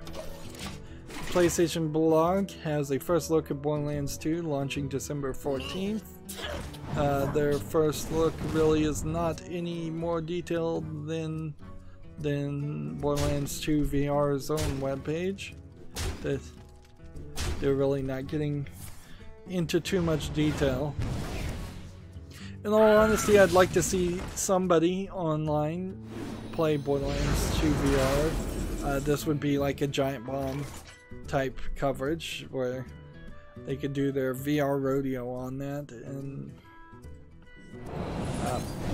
tell me that if it was good or bad, and I'm sure they'll say it's bad. Justice is mine. For one reason or other. Moving on, GameIndustry.biz has an article. Sony sues hacker for manufacturing and distributing jailbroken PS4s. Defendants' actions were, quote, were knowing, deliberate, willful, and in complete disregard of Sony Interactive Entertainment's rights, Sony claims. Of course, they would claim that, certainly, but also I kind of don't feel like you're going to get too far hacking jailbroken PS4s and selling them on eBay, which is what I believe this person was doing. Alright, I played the combo cards and got that done. And since we're kind of far behind, I'm going to just go ahead and skip right now to the European account. Because I'm getting through the news slowly and I'm getting through Hearthstone even slower.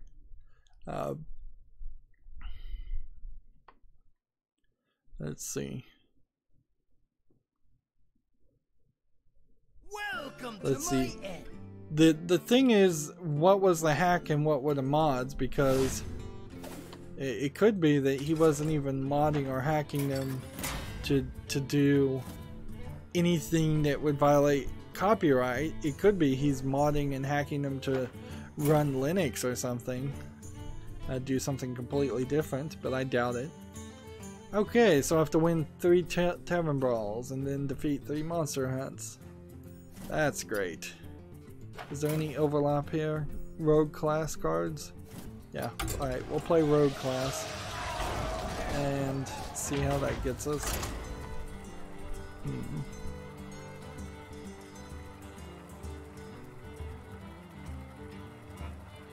The claim is Sony purchased a jailbroken PS4 complete with over 60 first and third party games from an eBay vendor by the username BlackCloak13.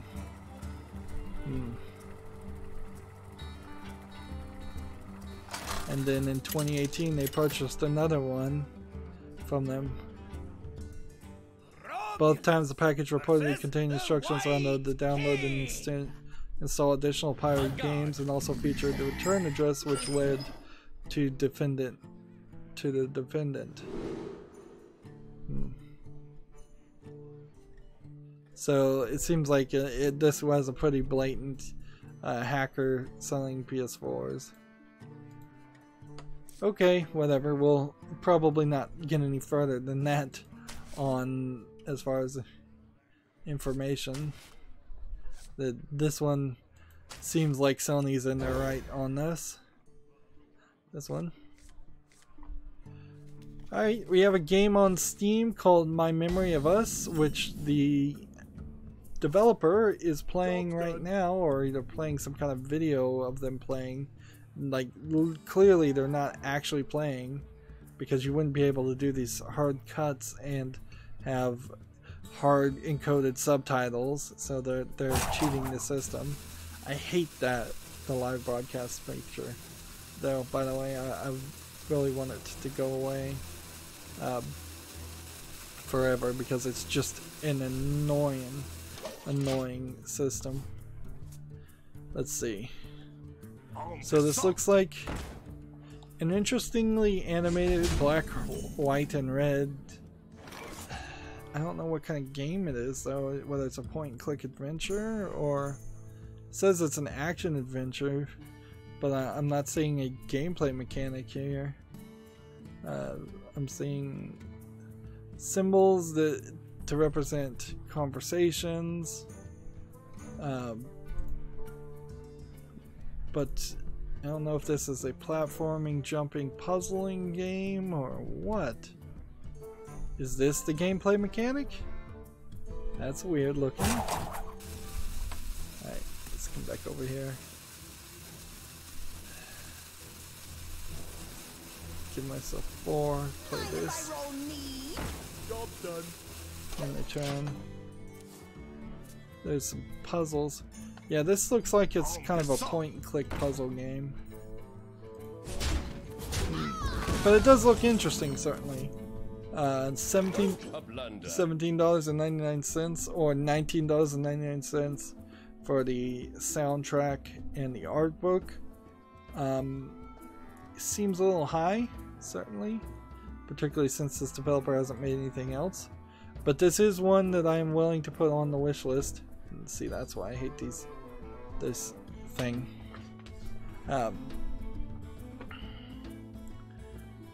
Let's see.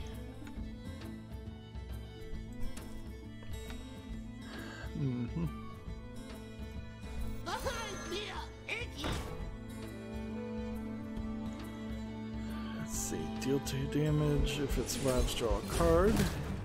Job's done. I'll put My Memory of Us on the wish list, and hopefully some people will play and give me a review or a general idea of how good that game is. We're running into a few games that actually do seem like they are actually worth looking at, whereas the past week and a half it has been, for the most part, uninteresting quality games. Let's see.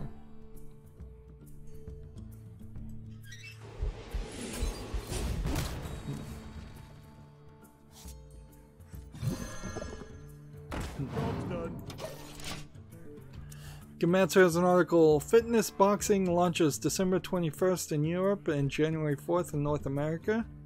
A fitness boxing game for the Switch. It's an interesting idea. It's, I suppose, the idea of doing something like Wii Fit, but just boxing. The game itself, though, doesn't look amazingly good. And it doesn't feel like you're actually boxing as much as you're matching actions and doing kind of a DDR dance motion game. You're definitely not having an experience similar to playing Punch-Out or that Apollo VR game that has recently come out on Steam. It's definitely not anything close to that. It's just little silhouettes of people that might punch each other. I assume to be family friendly.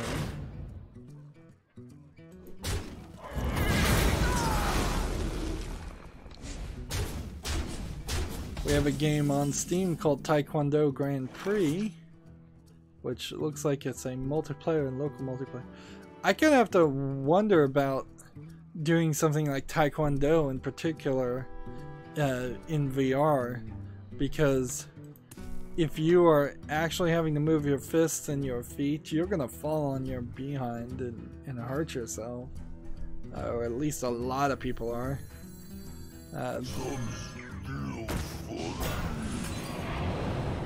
Job's done.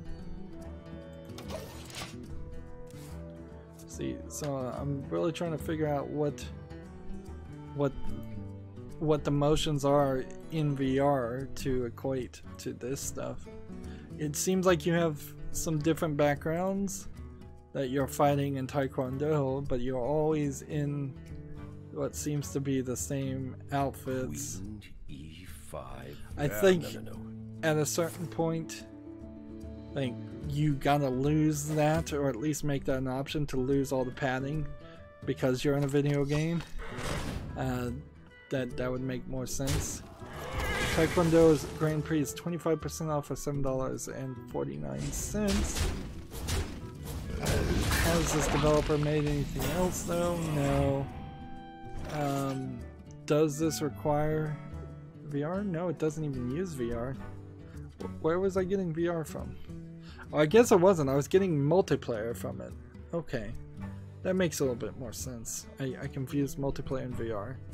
Okay, so then you just are pressing buttons to cause all of these actions instead of doing it in VR, and that explains things. The multiplayer probably kills this game for me, but I will keep an eye on it and put it on the wish list just as an interesting idea. Although, why limit yourself really to Taekwondo? Why not bring it to a higher level of, say, just street fighting in general? Yeah, why not play a game called, say, Street Fighter instead of limiting it to just one fight style? But maybe not. Maybe there's some reason for it. This is an interesting story title that I found. TechRaptor has this article: Twitter suspends elite dangerous player for posting poetry. Social media giant Twitter has banned the Belgian, that's Belgian, I guess that's Belgian, elite dangerous player for tweeting a poem in reply to a tweet from the official game's account. Tim Wellens, the now suspended Twitter user, has yet to regain access to his account at the time of writing despite multiple appeals.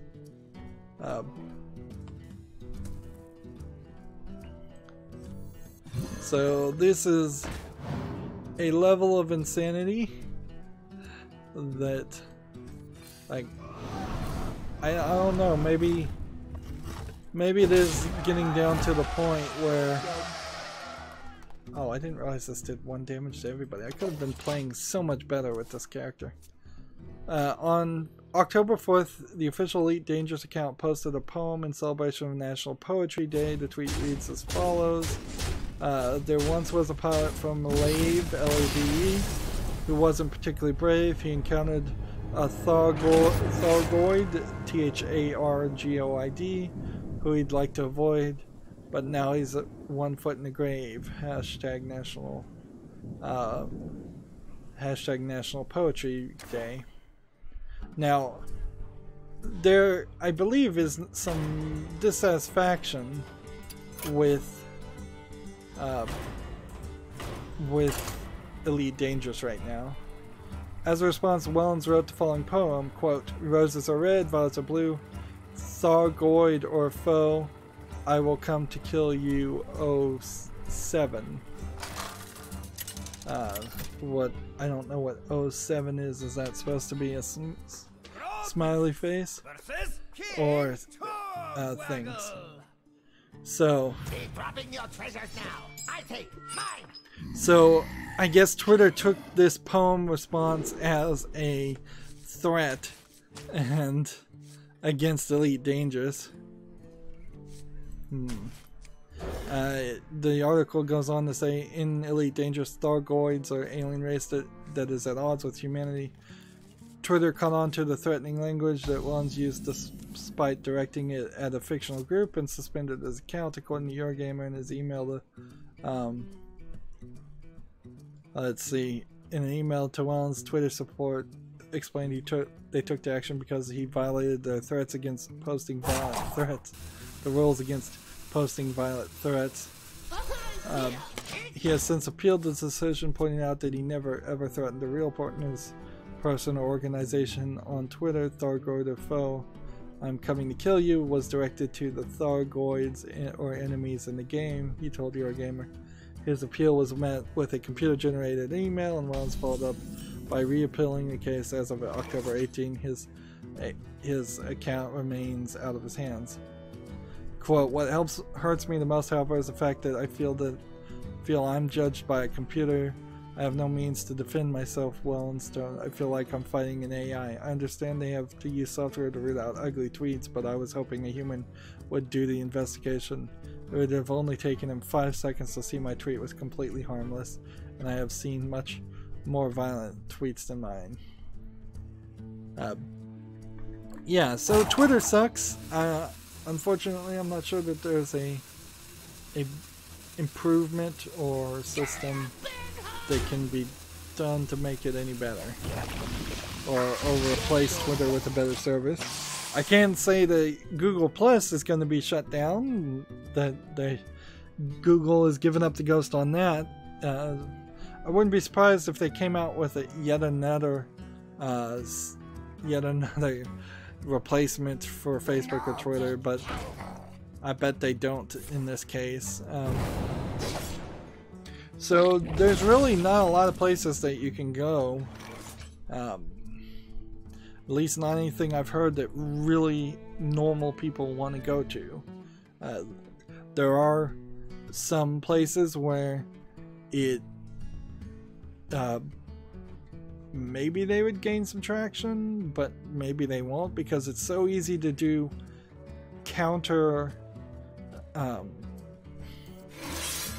advertisement or counter propaganda against this service. So let me explain this. Like, if I was, or if somebody was to make a new replacement for Facebook and Twitter tomorrow, and they said, we're not going to censor everything, or we're going to have a much more reasonable, non-politically biased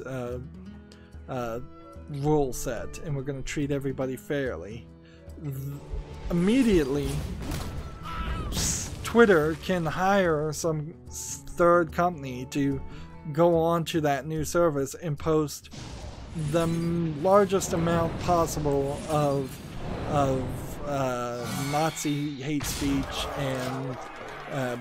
and child pornography. Or I guess that would technically be illegal, but I bet there are companies that would be willing to do that too, and then just ruin the credibility of this new service. On top of that, for the people who are intentionally trying to ruin the service by posting like actual Nazi ideology posts, that will eventually attract actual people who believe in Nazism as it is, and certainly that was what happened to Vote.co, which was supposed to be the free speech replacement for Reddit, and it didn't really work, and it was pretty difficult without going through an account and filtering out a lot of subreddits on Vote to get a decent experience on that service when it was coming out, because there was just so much actual hate speech getting posted.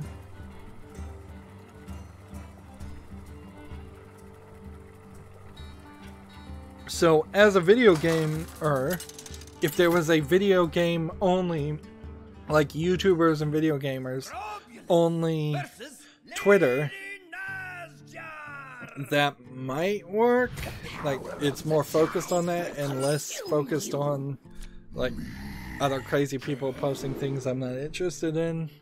That might work. Or if they just kept things a little bit more separate. Like, what I see on Twitter is not bad, because I mute 90% of everybody that I follow, and I don't see ads because I have an ad blocker, so I, for the most part, don't see any tweets that are not welcome. But as far as an end user trying to get away from Facebook and moving to Twitter, that's kind of ridiculous. Whereas going from Facebook to Google Plus, at least at the beginning, seemed like it was a good idea. I guess that means I need to go change. Well, I'll just leave it. I'll just leave the Google Plus links to where they are for now.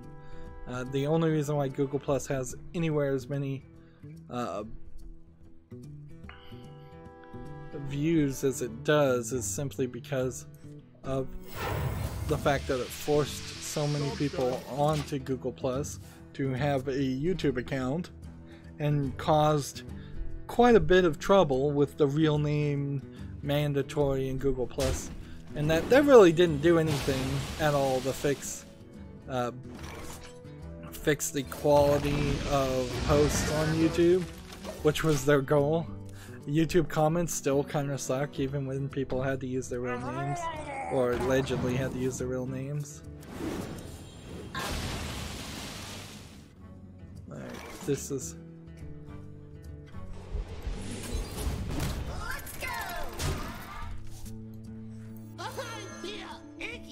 Job done.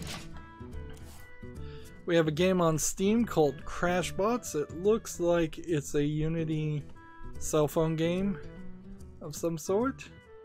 Seems like you're running straight in a line at a weird angle. That is a weird angle for what looks like an infinite runner going down a path and choosing between 3 different lanes. Yeah, that's all this really is. Is a nicely soft cell shaded infinite runner game. Let's see. It's $8.99 for this game. 31 achievements. I don't think so. The only other developer they have that's this, they have mixed reviews. And this other game, Spiral Splatter. So yeah, that's not anything interesting to me. Let's do this. And do that. Do that. And then return.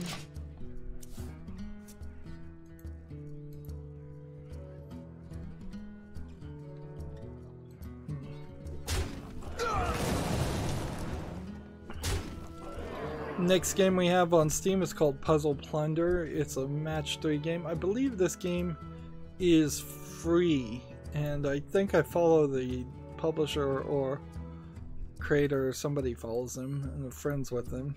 It's just a simplistic match 3 game at free, so the price is right. It doesn't look amazingly good or anything like that. It looks like a very simplistic game, but you know, the price is right if you want to play a match 3 game. It's from a developer who seems to have made nothing else that catches my eye of interest, and it doesn't look like there's any DLC or anything, although finding DLC on Steam as far as microtransactions is impossible or hard to find out. $3 is what they want if you want to actually support the game. Not too bad. Not something I'd put on my wish list either, though, because let's face it, in all honesty, if a game is free, it doesn't need me to it doesn't need me to review it. Let's see.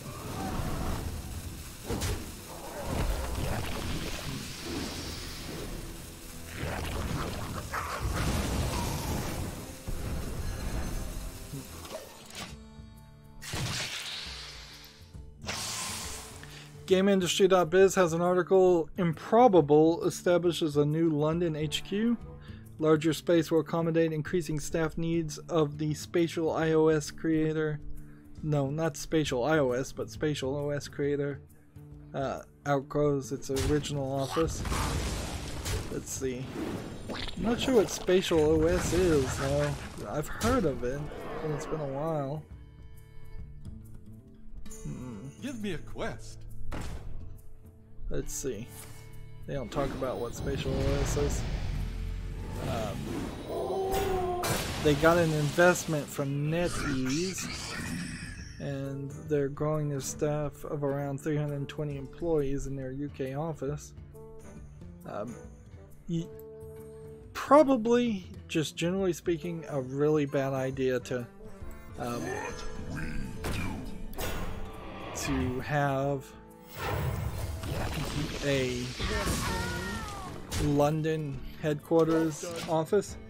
That's basically the equivalent in the United States of having a headquarters in the middle of Manhattan, or in the middle of San Francisco in California.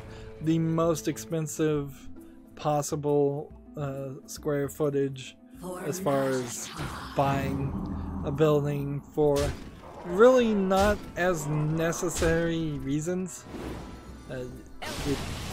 They really aren't. Video game companies aren't really companies that need to be anywhere. They don't need to be in a place. Let's see. I should have played this. They can telecommute. Video game companies can telecommute just fine, and they tend to have events and meetings through going to conventions like E3, whereas a Wall Street firm that is all about stocks and trading would want to be on Wall Street so that they could get to the floor and do stocks and trading for what little of that actually gets done these days. I am not getting anywhere any fast. Not really playing rogue class cards. I'm not really getting tavern brawls. And I'm definitely not moving forward on another daily quest. It's been another hour. The web peak feature, I'm not 100% sure why it's getting this way. I'm not even sure I really want to blame the web peak feature that I'm doing as the problem. It may just be because I woke up late and I'm just moving kind of slow. Of course, I would believe people if they were to tell me in the comments that they just hate the web peak feature and they just are here to watch me play Hearthstone and only Hearthstone. That wouldn't inherently stop me from talking about games, but it might convince me to not use the web peak feature much or at all. Just have it in my back pocket in case it's necessary. Okay. Let's go another game. It's been an hour, but I want to go one more game. I'm gonna go play Hunter and just try and win while we try and get rid of this. Scalasaurus Hex versus King Tor. So we've got a game on Steam called Card Life Cardboard Survival, which is already mixed reviews, 63% of 91 user reviews. It's an interesting idea, certainly, but it really is just making one of these resource styles of games. This is a Minecraft clone. It's just in a cardboard world. Which, you know, that's a cool idea. It's clearly is not being implemented well, though.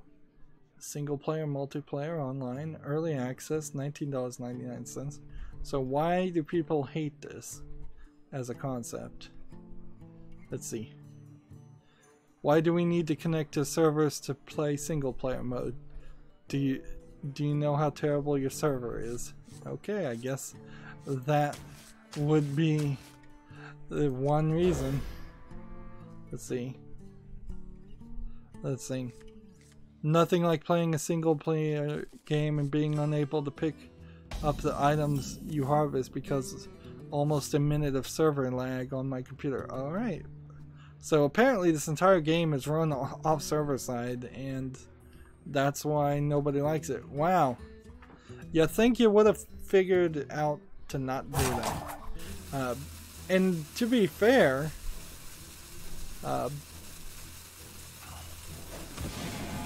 the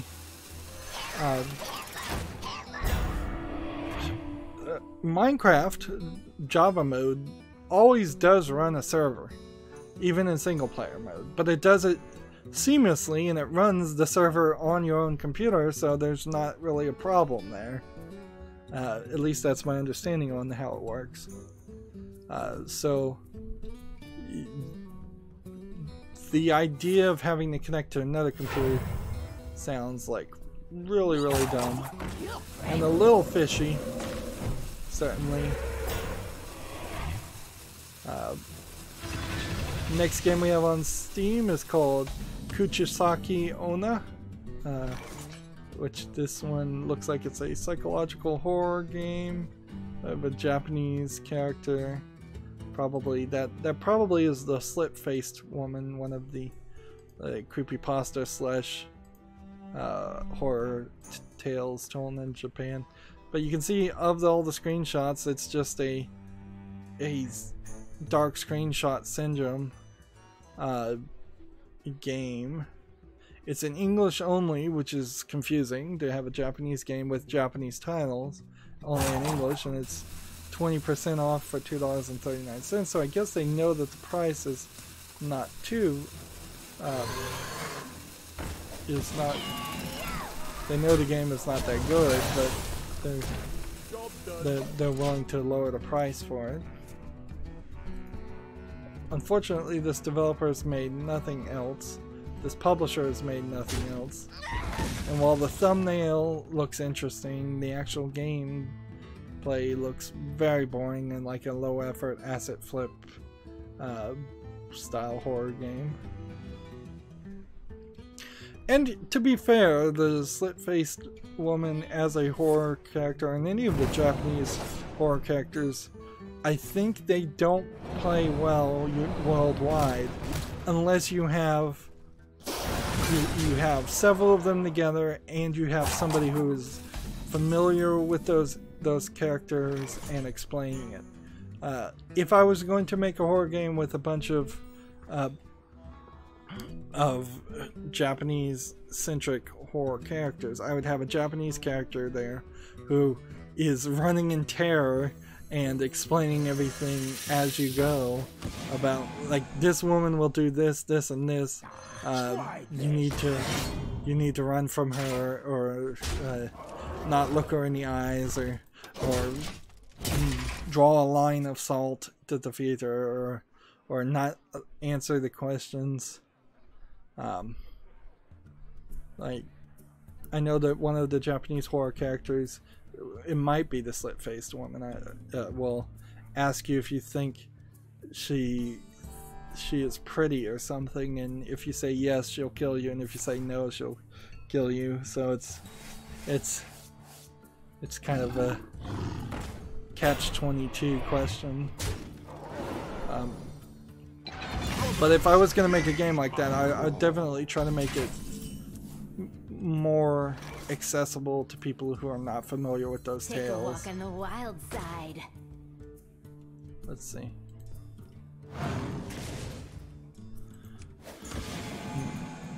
And I'm not 100% sure that if you did make it more accessible, that really does anything. Born to be wild. I'm not sure that really does anything to help the sales of it, because a lot of people are not going to be interested in it in general, and the target audience is still going to be a Japanese target audience. But I think you can make Japan has been for decades making Japanese targeted video games that a lot of people have been willing to play. Like, theoretically, Pac-Man was a Japanese targeted video game that a lot of other people found just as easily to play. And Final Fantasy is a much better example.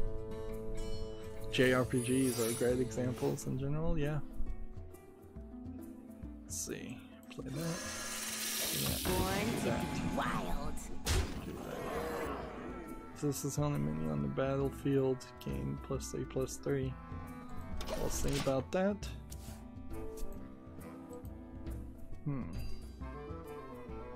We're getting a lot of horror games today because I guess October is coming. So the next game we have on Steam is called Border of Insanity, which looks like it's a little bit more polished as far as a asset flip. This is a good asset that I would see as far as a post-apocalyptic city. The thing that I'm wondering now as I'm looking at the trailer, and probably shouldn't stay on the trailer too long, this will be interesting, is how much actual gameplay is here, or is this just a walking simulator? It says action, adventure, indie, violent, but it's first person perspective, and yeah, when you see a game like this and it takes you to this point to even know that it's a first person shooter and apparently you're shooting people or their dead bodies, like, yeah, this is still a low effort asset flip game in my book. That's really all it is. 40% off for $2.39 from a game developer who hasn't made anything else that has come out. Well, actually, this is a game developer who plans on putting out something on October 2nd, October 9th, and October 2nd again, and then something else soon. So they clearly are trying to fill in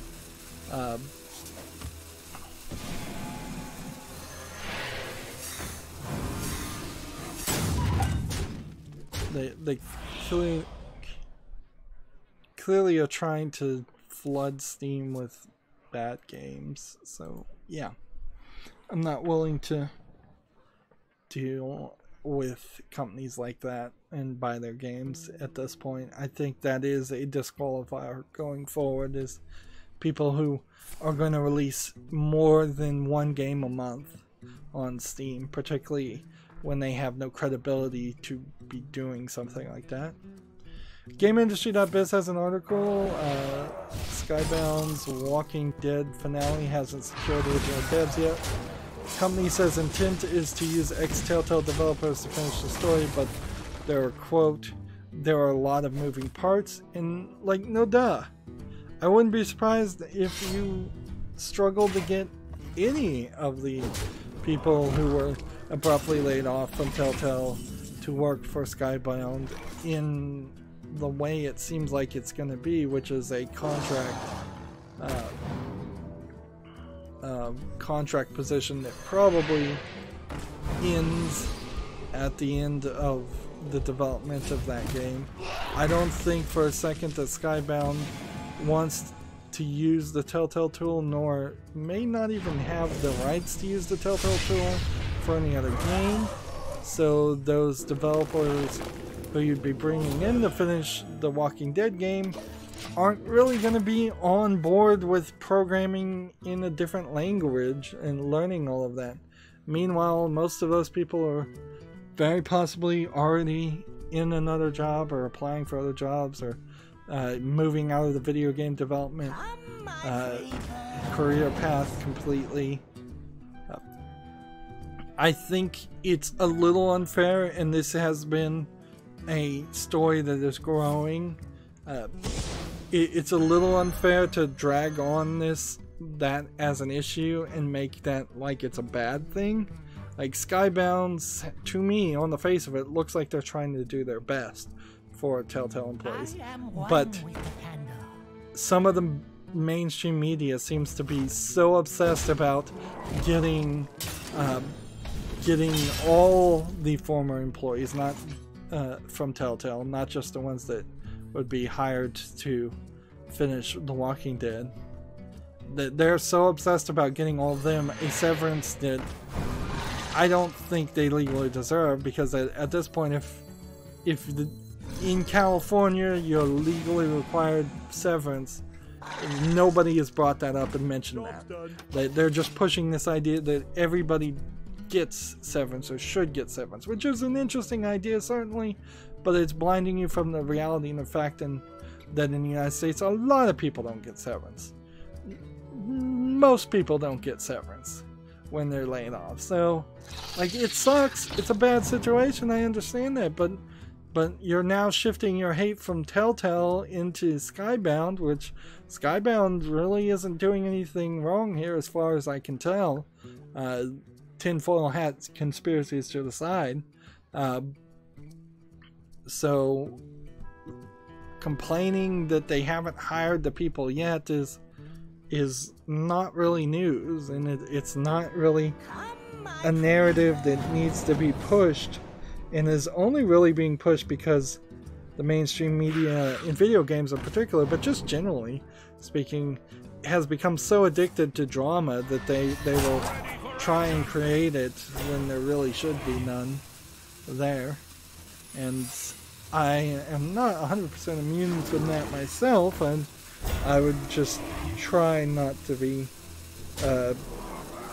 not succumb to those kind of whims.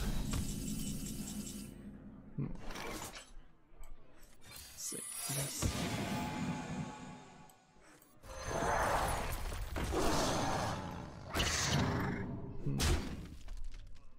Let's see. Do this, this, and that. Job's done. And then the turn.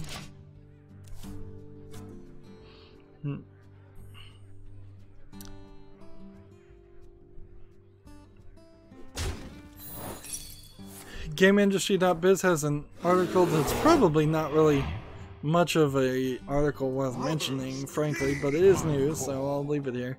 Subway Surfers developer, which is apparently some mobile game I've never heard of, it's an endless runner, is going to launch a video streaming platform to host the live streams, trailers, and other video content related to the game.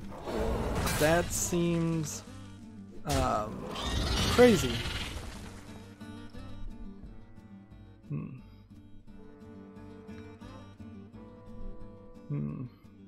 Apparently there's a current YouTube series called Subway Surfers, the animated series.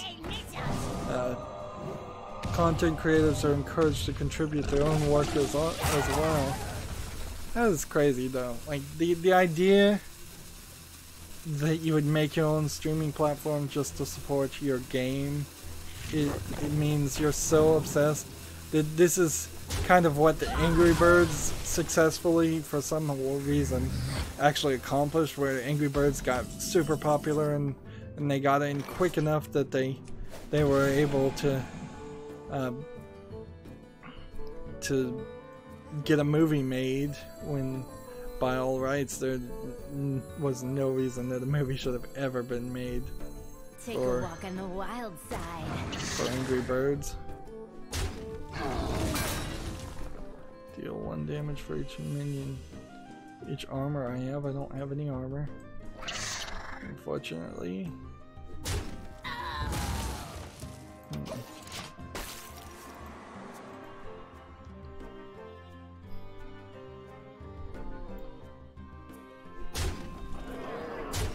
Next we have a game on Steam called Matchpoint, which is a slightly better than average Pong clone as far as a game would be considered. Although Pong is such a simplistic game that there's really nothing here that would sell it. It's 25% off for $7.49. That's way too expensive for Pong. Or virtual tennis, or whatever you're gonna call it. Pong is generally it. I'd say this is probably slightly more effort than you normally would see for a low effort game. The problem though is that you decided to make your game around Pong, and so that means that is just going to be a failure of a game and not coming to the wish list. Speaking of failures, it's been an hour and 20 minutes now. I'm not getting anywhere at all.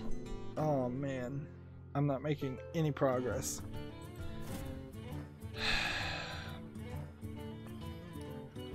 What to do? I guess next recording we'll just do Monster Hunt battles and get at least that done. And I may just have a ton of off-screen stuff I need to do. And am I getting distracted because of the I'm just moving slow going through all the games on Steam, or is something else happening that's making this go so slow? I'm not 100% sure. In general, if I only had an Americas account and I quit caring about the European or Asian account, we'd probably be right on track to be finished with the live stream after the next recording. That is another thought, certainly, but I don't know how I get away from having that extra gold to open more packs. Anyways, that's going to be it for this recording. As always, I ask you to like, share, subscribe, comment, and watch every second of my videos. If you want a friend or follow me on any social media sites, there's a whole bunch of links down below in the description box. Thank you for watching. Have a good evening.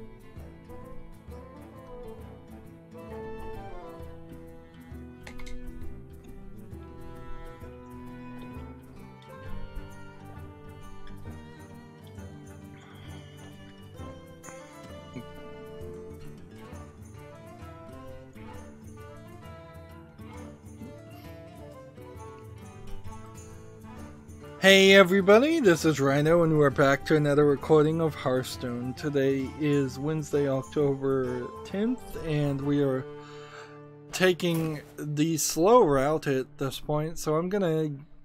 I need to get Tavern Brawls, I need to play road cards. I'm not making any progress doing either one of those. I'm going to decide to just do this defeat 3 monsters in Monster Hunt. And make some progress there. Let's see, that would be this one, right? Monster Hunt this way, and let's see, what are we doing so far?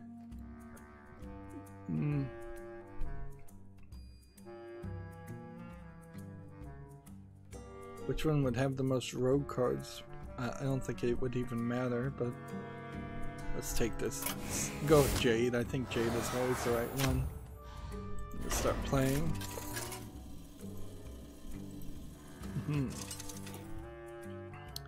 Tech Raptor has an article.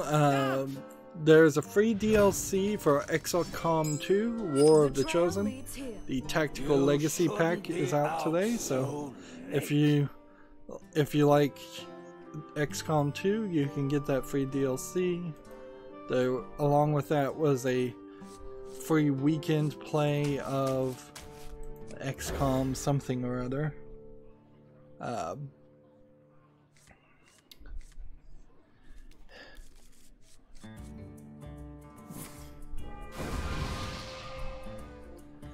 Let's focus here a little bit and play. Okay.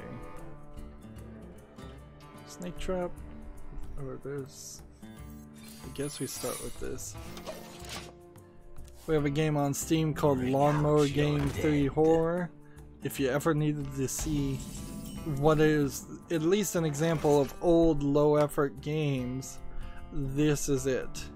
It's a cheap asset flip game of a person that you can barely tell is even a person riding a lawnmower and hitting things.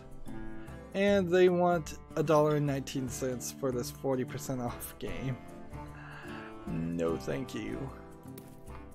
So, unfortunately, while for many years that was the level of low effort games that would get put on Steam, we have now hit a level. The dead have tales to tell. Trigger all death rattles. Trigger all minions death rattle ability, okay.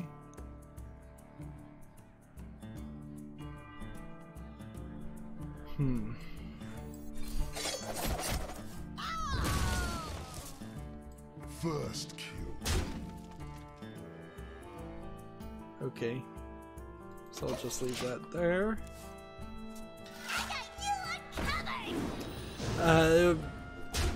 Next we have a couple of Gamatsu articles that aren't super important because of the fact that the specific games are delayed, but are more just typical examples of how video games are announced in Japan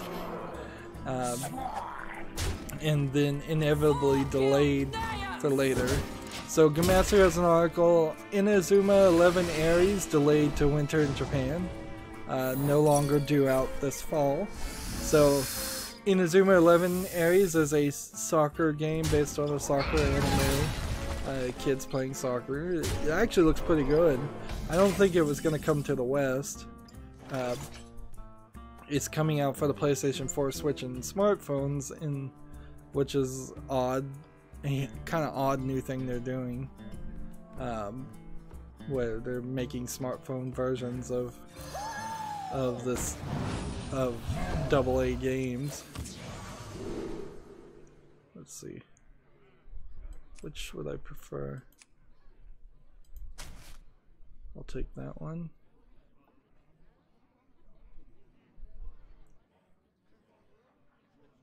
First kill. I'm gonna go and kill one of these guys.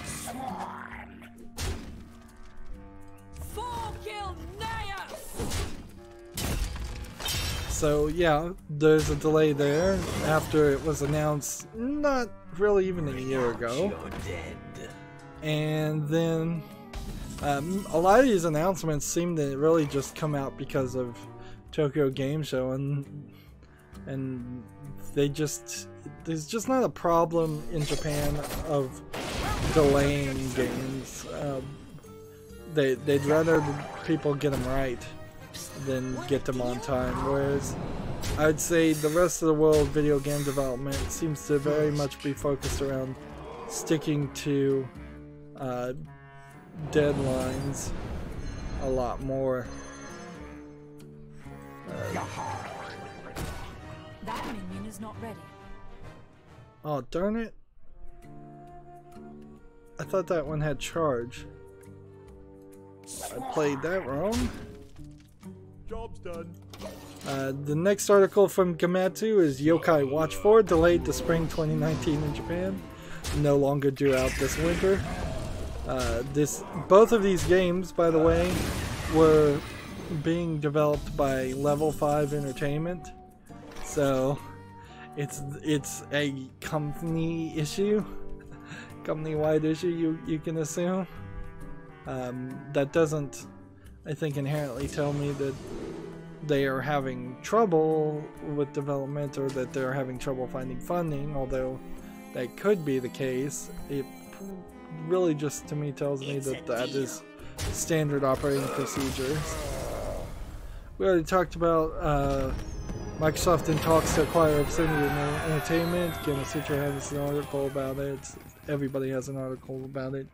Everybody's making an article about it before anything has really been said. Trigger all minions' death rattles, reduce the cost of all cards in your hand by 30. Fill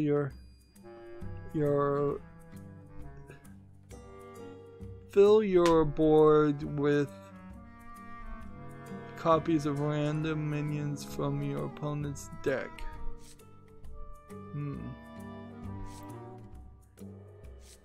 Trigger all death rattles twice. I'm gonna do this one. And then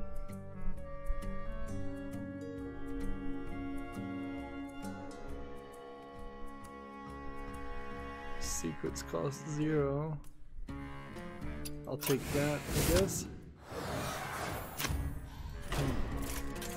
Gamatsu has an article, NES Nintendo Switch Online adds the Legend of Zelda Special Edition. So, it's a special version of the Legend of Zelda for NES, called The Legend of Zelda Living a Life of Luxury, was added. The quote is, in this souped up version of Legend of Zelda, you'll start with a ton of rupees and items. You'll begin with all equipment, including the white sword, the magical shield, the blue ring, and even the power bracelet. But if Ganon's still giving you a hard time, the power of money will overcome. Just buy yourself more items and give it another try.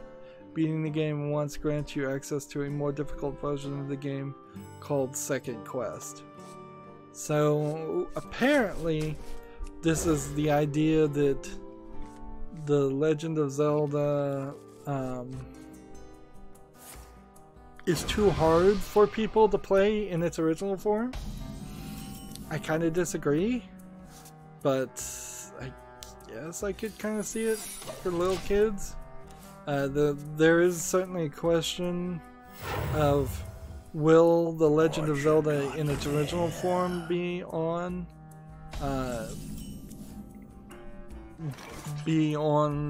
Switch Online, or is this the only version you're ever going to get?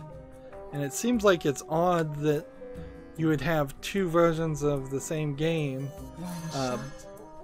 available through the online streaming servers. Yeah, it seems very weird for it to go that way. Because then you just have people accidentally loading into one game when they meant the other game. So I wouldn't be surprised if this is the only version you get, and that's gonna kind of suck. Yeah, it's gonna kind of suck in general.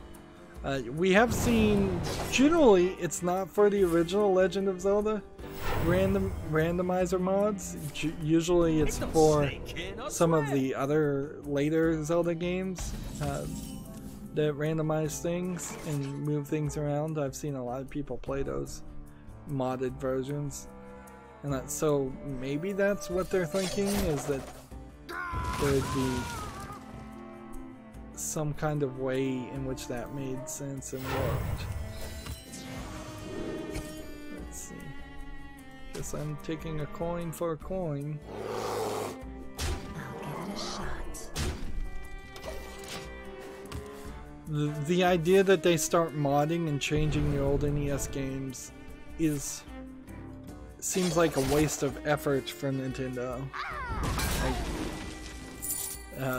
If anything, why don't they just basically all they're doing is a Game Genie code system, so why don't they just integrate cheat codes into every game online and say, hey, if you want to cheat on this game, you just go to the menu, enter this cheat code, and it will change the amount of rupees and change the items you have, because that's all it really is doing. Let's see. Reduce the cost of all things by 3.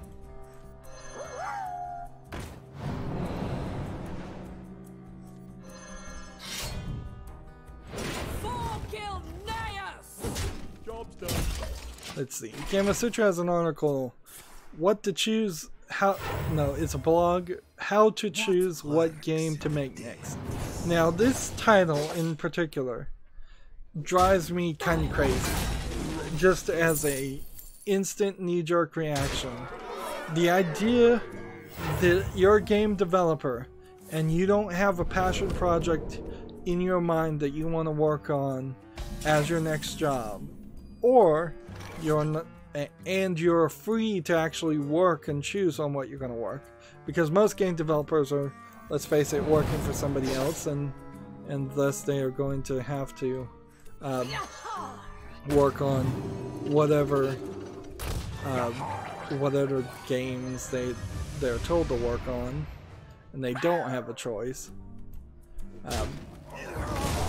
But if you do have a choice on what game to play, and you don't have an idea or a passion project already in your head, you really shouldn't go through a system of deciding, oh, will this game make money? Is there a project out there that'll work really well for me? You probably should just work for another company. Frankly, you should just work out, because at the very least you could be working on somebody else's passion project instead of basically selling out, because that's really what this is going to boil down to, is you should sell out, and here's the algorithm to sell out. Let's see.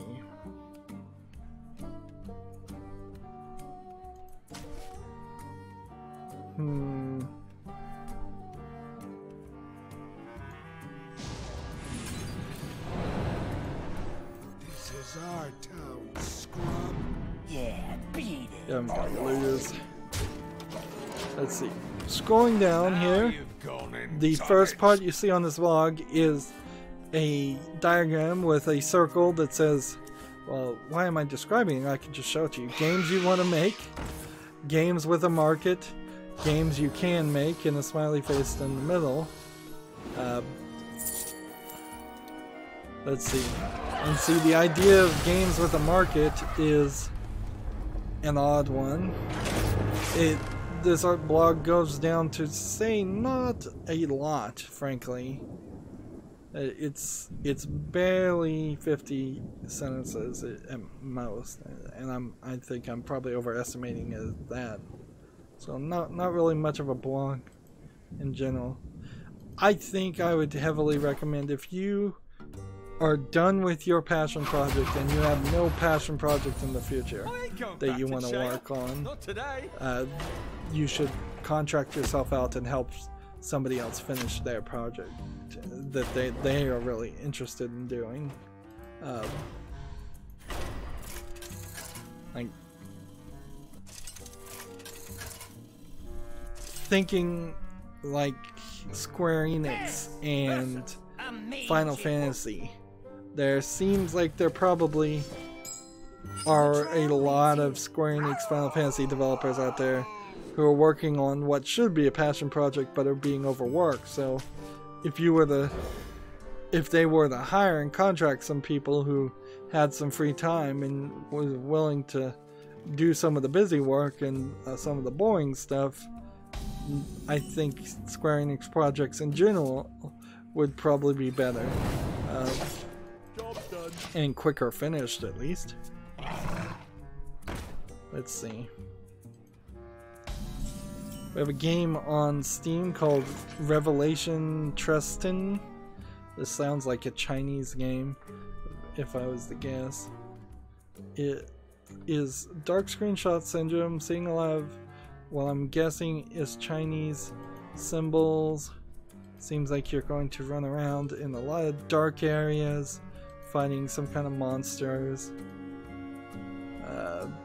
They don't inherently look like they are all just zombies or some zombie animals.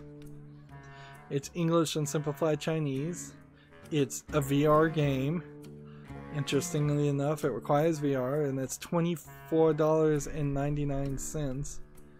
And yeah, that's not inspiring any real confidence, particularly when you see it's the developer has made only one game. More and more, we are seeing instances of Chinese developers just kind of forced into trying to sell things that very well may have sold in China because China was not improving any foreign video games to be sold. So when this was the best game you could find on Wii Game, for example, in China, this probably would have been a game that potentially would have gotten some sales. But now that they're coming to Steam and having to compete with the real world and the rest of the world, you see that they're not anywhere close to quality products.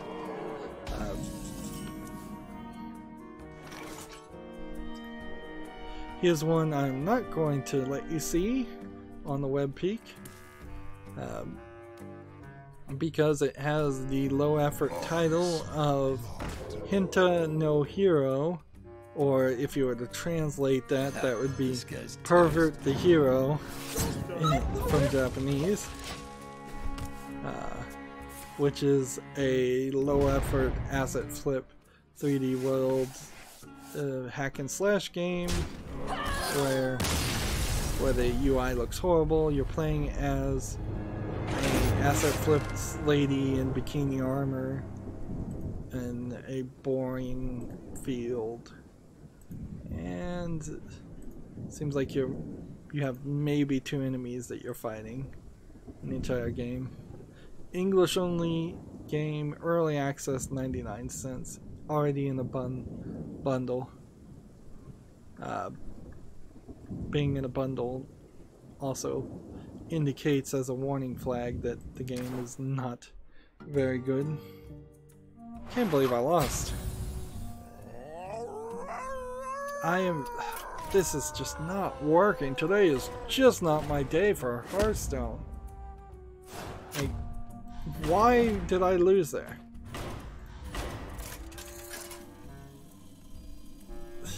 Clearly it must be because I'm not paying enough attention. But I still don't really get it. Because I'm playing a solo adventure game. Every step that I look at, I should be able to see and evaluate and move forward. So I shouldn't have lost. Because I should have played when it was my turn perfectly each time. Since this is a turn-based game. Like right now, for example, this is my turn. The only thing I can possibly do is play this. Clearly that's the right move. I hit enter.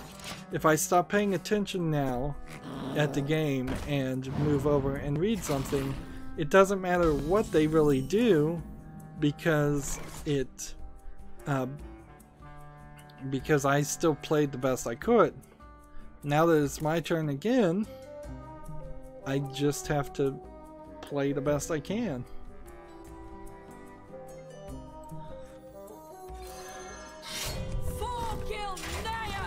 And then just in the turn again. Yeah. Moving on, Gamma Sutra has an article, How Early Access Shaped the Narrative Structure of We Happy Few. I would argue the narrative structure is one of the few things that might be alright in We Happy Few, but the problem there is the early access and responses to the early access did not shape the gameplay mechanics of We Happy Few.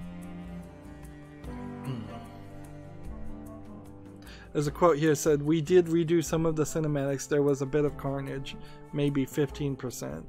So 15% of the story changed because of early access." Here's another quote, "We put a great deal of environmental narrative in games, so how you play the game. Do you ransack every house and read every note, or how the map is laid out will affect how you absorb the stories of the world." I think that there is a slightly disingenuous explanation of We Happy Few, because We Happy Few specifically was designed so that your joy wore off very quickly and you got chased out of the fancy parts of the game and were left mostly in the slums of the game, where there would have been probably less notes and story to absorb, and even when you're in the slums, it seems like you potentially could get attacked by other people who are in the slums, so the whole thing just doesn't actually work the way they're describing it. X marks the spot. Am I about to lose again? Yes, I am.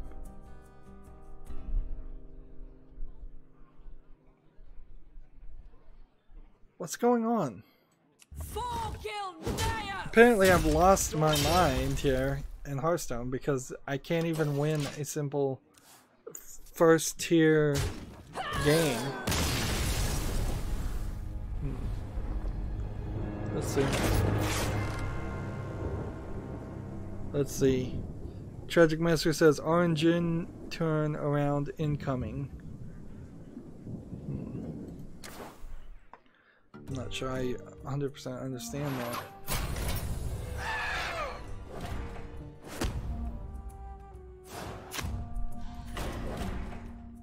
Is it because I'm just getting really bad RNG?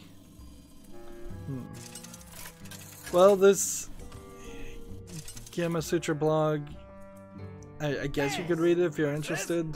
In the end, I think We Happy Few is dead. You can see also that this article is really just trying to push We Happy Few more than I say Gearbox Publishing actually tried to. When really that We Happy Few kind of needs to just disappear away. Go back to the drawing board. Come back. If some fan or if the developers wanted to heavily improve the quality of it and mod it and make some changes to it, and there was like a remastered version or a remake version or a modded version of it that came out later, I'd be kind of cool with that. First.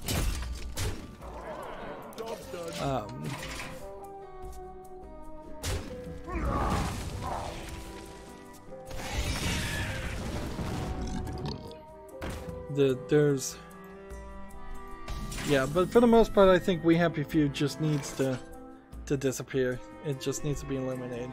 Finally I got a victory. Play this. Attack this. Let's see. Tragic Master said, just meant your luck is sure to change for the better. Oh, I get it now. RNG turnaround is incoming. Okay, yeah. That makes sense. And you were right, Tragic Master. It did finally turn around. GameIndustry.biz, if I can now just get another... if I can now just get a... I'll take this. One more victory, I'll be done. For the small one quest it seems like I'm gonna get done today. I'm gonna have to play some, I don't know, Silent Post show maybe. Because we're not that far to the end of the news. The Gilnean people will love me. GameIndustry.biz has an article. The South Korean network OGN is bringing esports programming to North America with a $100 million investment. The esports producer is going to partner with PUBG Corporation to live stream and broadcast the National PUBG League. Join us. Which is kind of funny that Bluehole, which Tencent, the Chinese company, was trying to potentially own all of that, is instead what's happening. Instead of Tencent taking over Bluehole and being an esports PUBG League streamer, the South Korean company is. Job's done. Let's see. I doubt that this breaks down to an actual TV station or extended cable station actually streaming PUBG League. It's probably just going to be through Twitch or their own website. Let's see, I guess I'll play this. Monitor. Let's see.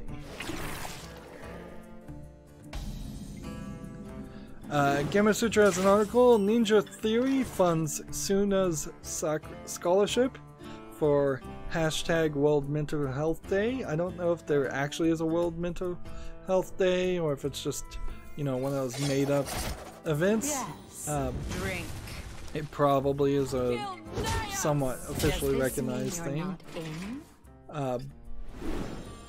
Pain or suffering, I can't decide. Let's see. Whenever a player draws a card, deal 1 damage to them. Okay. So This guy's that. toast. And that. It makes a lot of sense that Ninja Theory would be happy to do something. It's weird though to make a scholarship for World Mental Health Day because let's see, Suna's scholarship will be used to fund head-to-toe charity and provide the opportunity for a student to train under the organization every year to become a tutor. That seems weird. Like, why not instead just give money to a hospital of some sort, like a hospital that does mental health services, instead of creating a scholarship that is going to another charity that's gonna then take its 10% off the top, I assume, and then they're gonna make somebody a tutor, which is not much to do with mental health.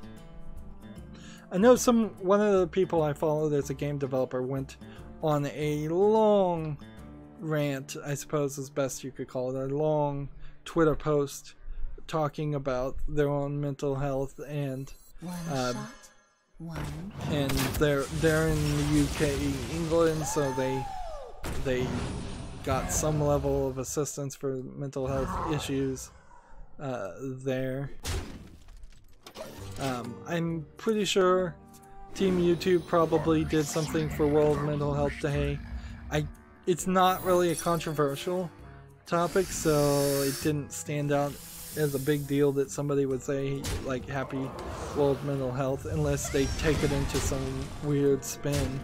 Like you half expect Team YouTube or somebody at YouTube to say World Mental Health Day is all about actually LGBTQI mental health, because they suffer from it way more than anybody else, and just a like complete diversion from what the topic is. I've certainly seen people do posts like that. Give all enemy minions -2. Let's see. Deal 2 damage. I'm gonna take this and use it next turn.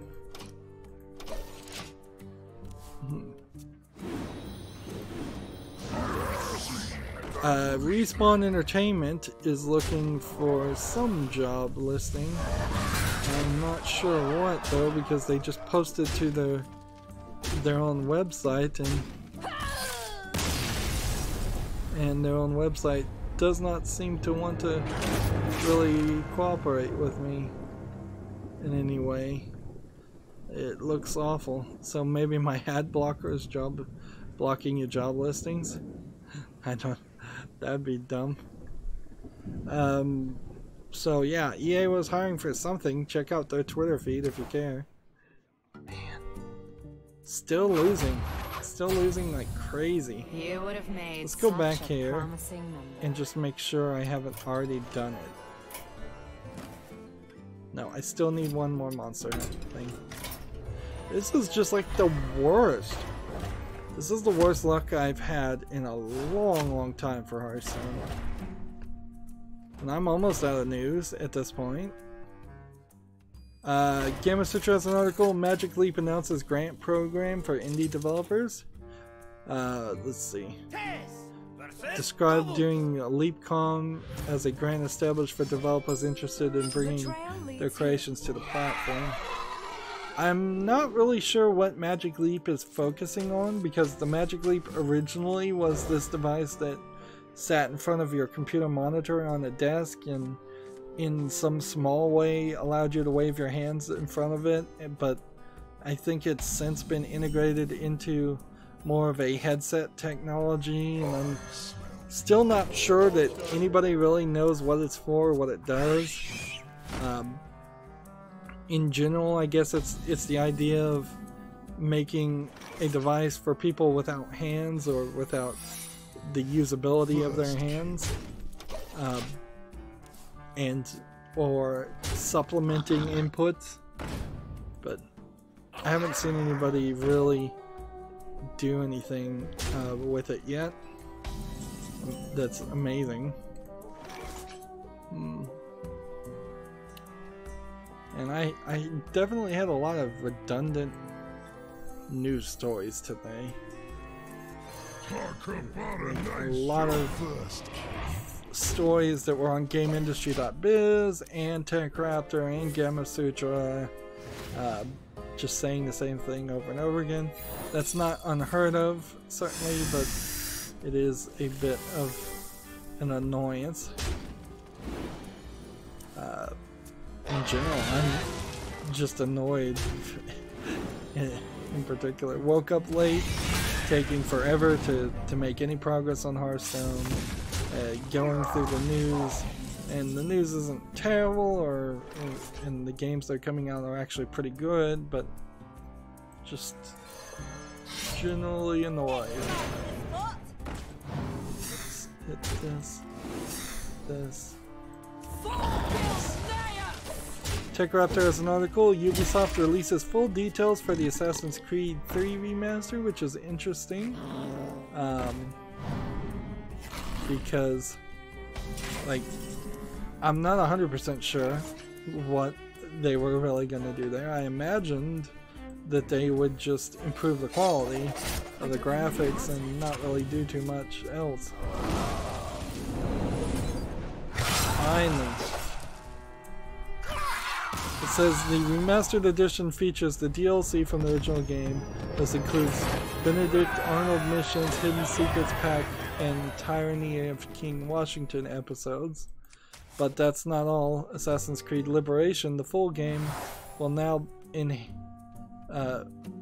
will also be included with enhanced visuals for Xbox One X, PS4 Pro, and the original version of those consoles, which I guess means Xbox One and PS4.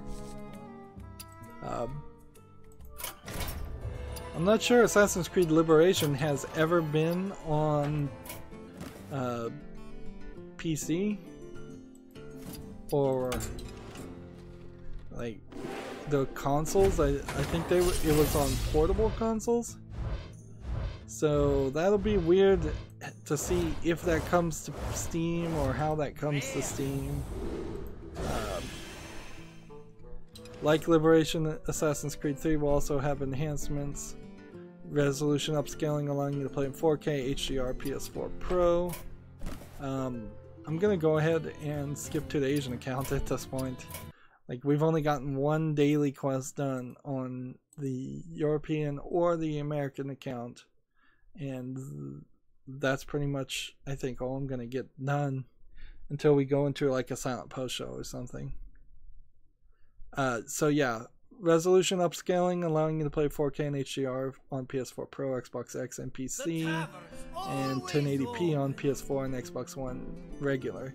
Higher resolution textures, new character models, new lighting rendering system, physically based rendering, denser crowd environments, and visual effects. So that sounds like that's kind of some major changes. Let's see, rogue class cards and warrior class cards. Seems like every single quest has today included playing rogue cards. I don't know why. Expect to play Assassin's Creed 3 Remastered after at least the first DLC of Odyssey. The first DLC on the Season Pass Legacy of the First Blade is an episodic adventure that releases December 2018. So if I get a free upgrade to Assassin's Creed Remastered because I own Assassin's Creed, which I kind of feel like I deserve, then I should be in perfect timing to finish, to find some time to play Assassin's Creed 3, which would have been the next game I would have played anyways, simply because I just gotta finish Borderlands 2. That's really what's being a problem right now, is that Borderlands 2 was 60 hours of content so far, and it's felt like 100. And there's all this DLC that I'm hoping is a breath of fresh air. Otherwise, there's gonna be issues. Each player gets a random card that costs 0. Let's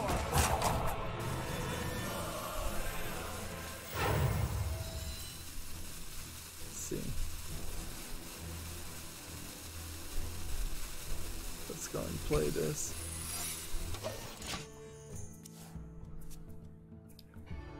We have a game on Steam called Tet VR, as in Tetris VR. which looks like a moderately low effort VR game, which is slightly a different standard than a regular low effort game.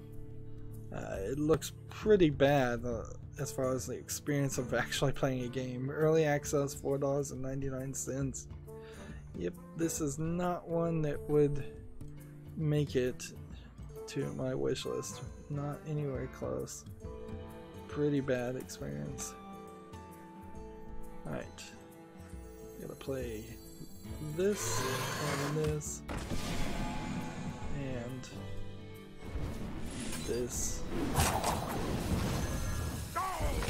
Whenever your opponent casts a spell, darn it. No more casting spells, I guess.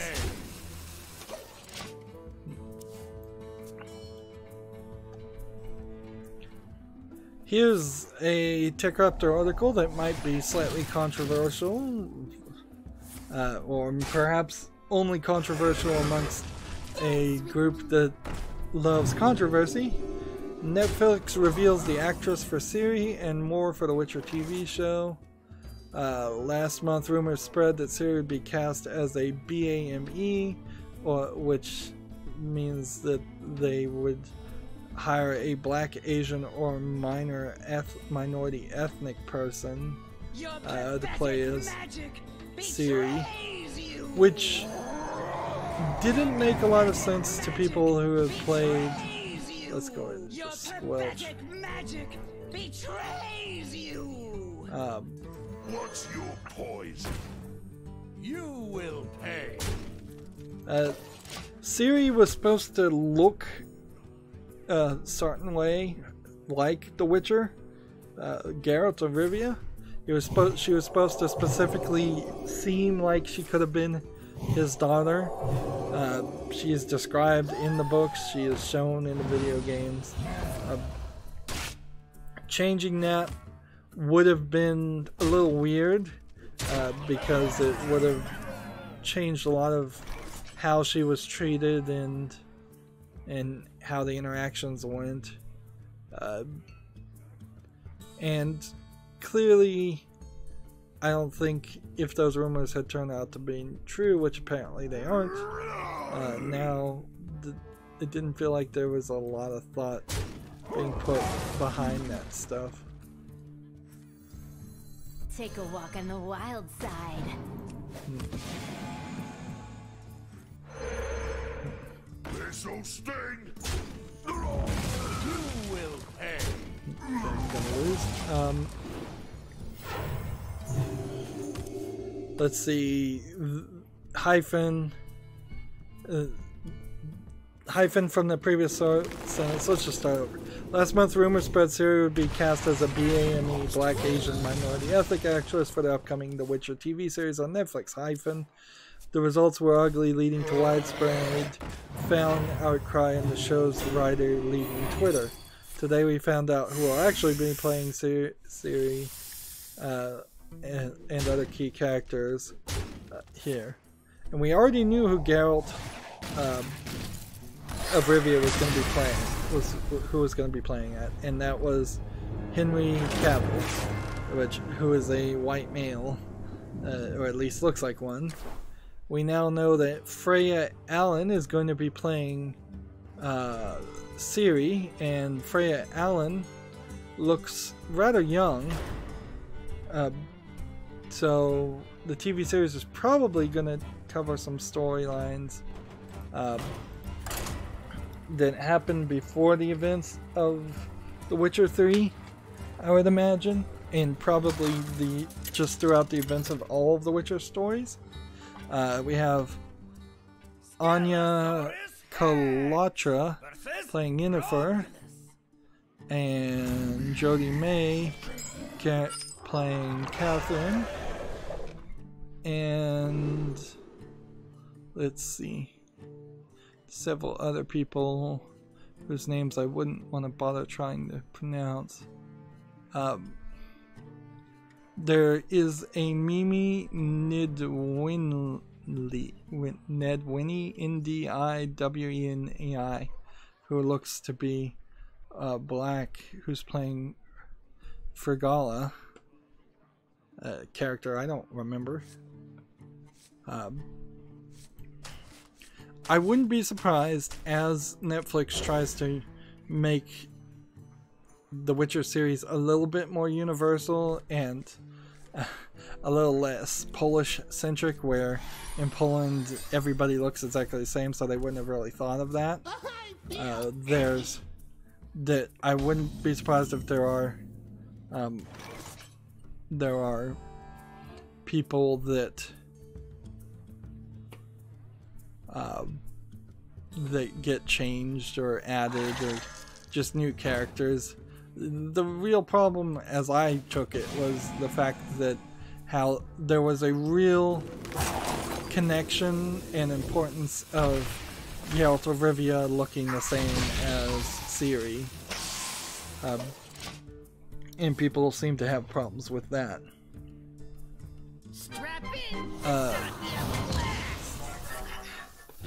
Ciri's actress Freya Allen, her career started a year ago. She appeared in AMC's Into the Badlands. Oh, I like that series. I wonder what she may be playing the daughter. That could be that actress, I suppose. And I am tired of getting this hero. I need to pick a different hero class because clearly this guy cannot win. Freya Allen is also going to be in the upcoming mini-series The War of the Worlds, which will be interesting to see how well that story can be told in modern times, since the last time it was tried to be remade, it didn't really succeed.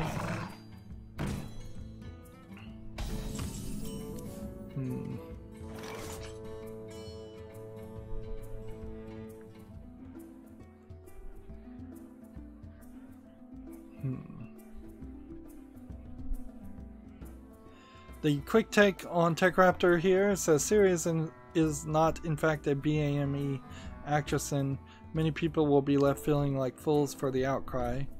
Anyways, I'm excited about the cast. I'm only familiar with Henry Cavill, which I still think is a great choice for Geralt, and I think it was the right choice to go with a lesser known actors and actresses for the show. Yeah, just for budget reason alone for this Netflix series.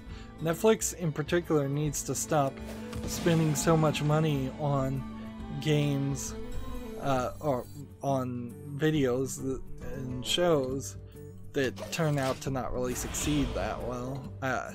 If Netflix really started to show some of its accounting, I imagine it's losing money quite a lot.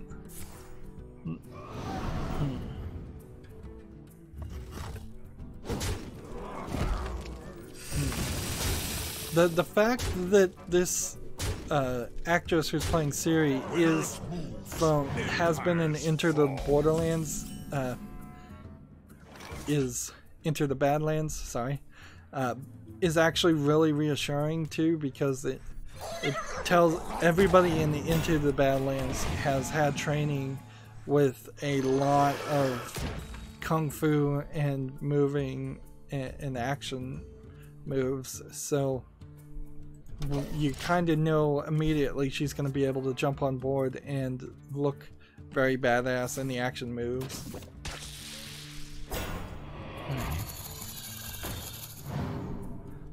Let's see. Next we have on Steam a game called The Poisoner, or Poisoner. It says it's a VR game. It looks like it's some kind of horror game, kind of like Saw, almost. It looks a little bit more polished than most, and you can see that while these are dark environments, you can actually see most of the screens in a lot of this.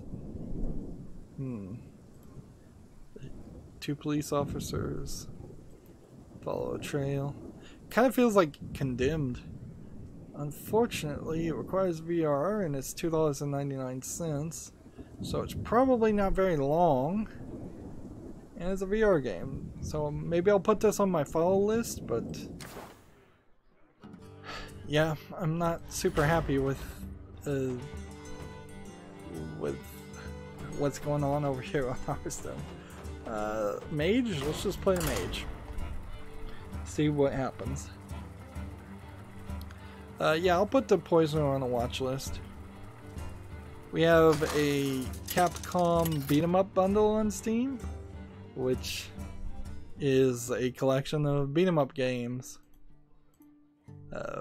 Final Fight, Fatal Fury, things like that. Let's see if we could get a full list of them. Do not touch perhaps, the because that would be the important information on this. It's $19.99. I heard this bundle probably wasn't the best, but frankly, a lot of these bundles are just to justify then going and finding a ROM somewhere else, or perhaps often when you get these games it includes the ROMs themselves. So this includes Final Fight, Captain Commando, The King of Dragons, Kings of the Round, and Warriors of Fate, as well as 2 games that were previously unavailable on consoles, Armored Warriors and Battle Circuit. So that tells you something, I think. See what the reviews are on this. It doesn't really have any reviews yet.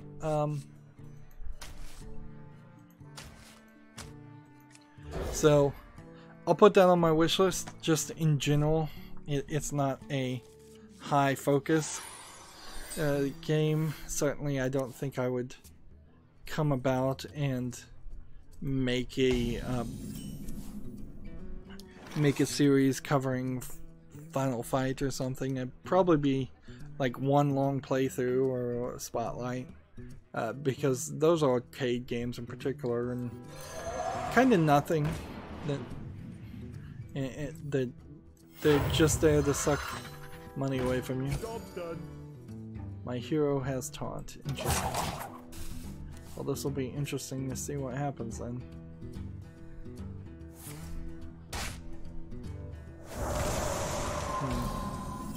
TechRaptor has an article expanding the world of Tomb Raider, a chat with Tomb Raider comic artist Philip Savay. It's an interesting thought, I suppose, that there would be this Tomb Raider comic that apparently exists, and it's, I guess, by Dark Horse. Your pathetic Is magic betrays you. Your pathetic magic Would you betrays shut up? you. This is a Japanese person too doing this. That is incredibly rude. Oh. Or an Asian person at least doing it.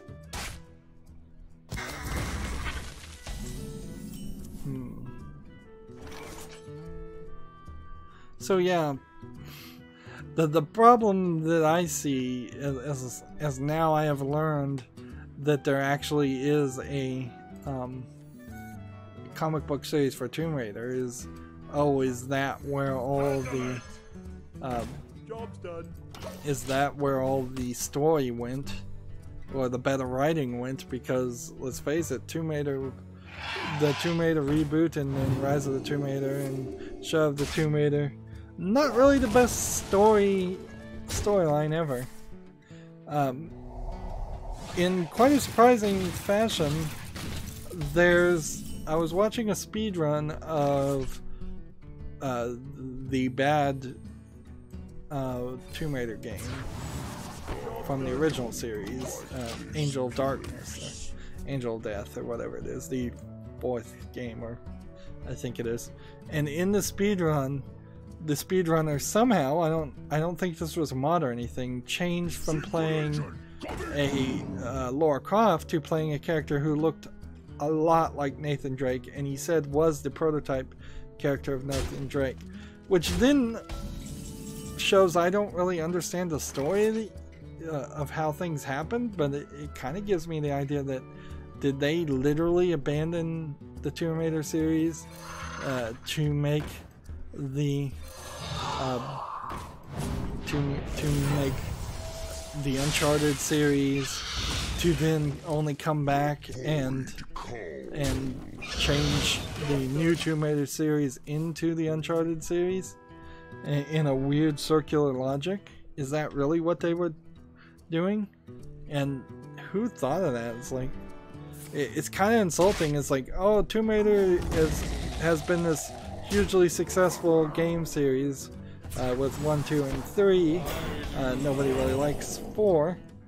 And instead of doing a hugely successful game series and continuing it, we're going to basically abandon it and make a male version of it.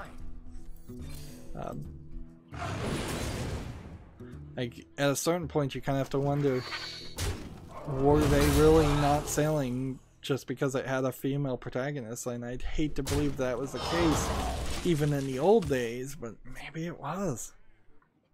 Maybe they had the numbers to prove it.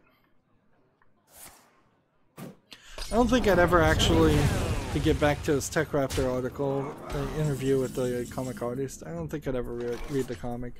Honestly though, I'm not sure I'd ever read too many other comics ever. I'm gonna lose here. Like, I have some that I wanted to read, but I don't think I've got time for them. Shutting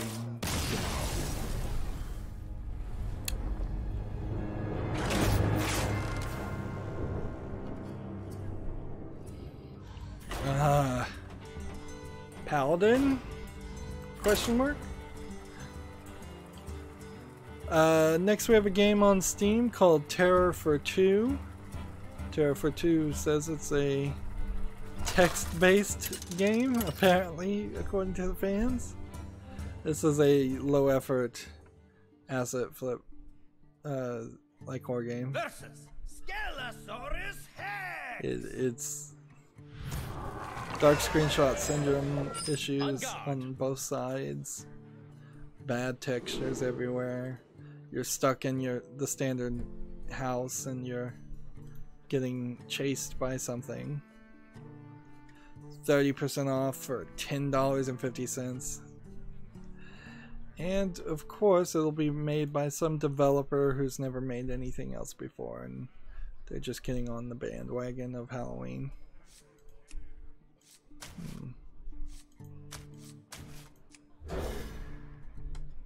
So we'll close that tab. Really don't have too much more as far as games to talk about. We have a game called September 1999, which is not in widescreen, and it seems like it's going to try to be like a paranormal activity style game with actual live action videos is what it looks like. Like, that doesn't really look animated. We have to play over here.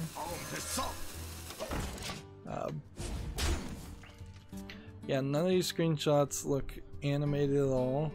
The game is free, I suppose the price is right, but I don't see any reason why I'd want to play this game. This is the other game this developer has made, which is oddly reviewed as mostly positive. Okay, normal. How did you get 122 reviews to say your game was positive? And it came out June 18th.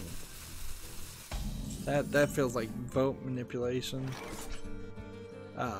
More recently it's mixed reviews, and I would believe the mixed reviews from what I'm seeing a lot more than what the overall reviews. What? They fell off a truck. Let's see.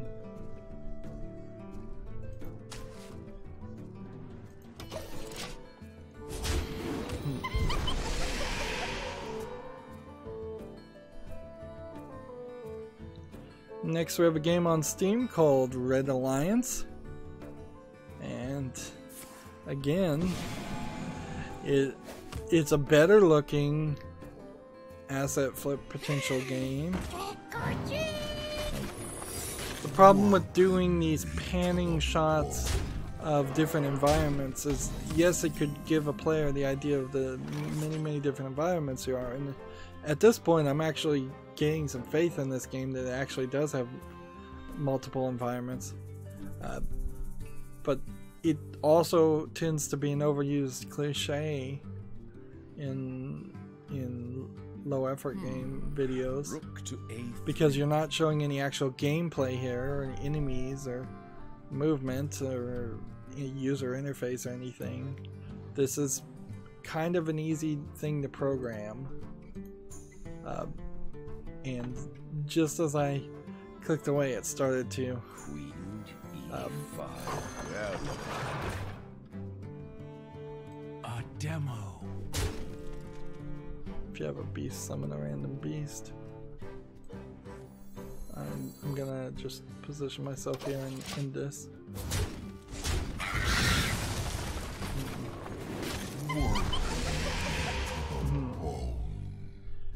So now when we go further, we see there's a gun involved, but no user interface. That's not inherently a terrible thought. And if you don't really need a map, if you don't really need bullets. This game is in English, Russian, and French, which is a weird combination of languages. That's $11.99. So it comes down to, does this game have any credibility? And the answer to that is no, and there's 3 reviews, which all 3 of those could be paid reviews. Like here you have one that says enemy AI is not good, voice acting is really bad, pacing feels too fast. Yeah. The other problem, of course, is Knight to any F6. first-person shooter game, just in general, runs into this issue of it's not being a much of an experience. Baby. So A you just demo. hit this, and then hit this, and then hit. Let's kill something. Job's done.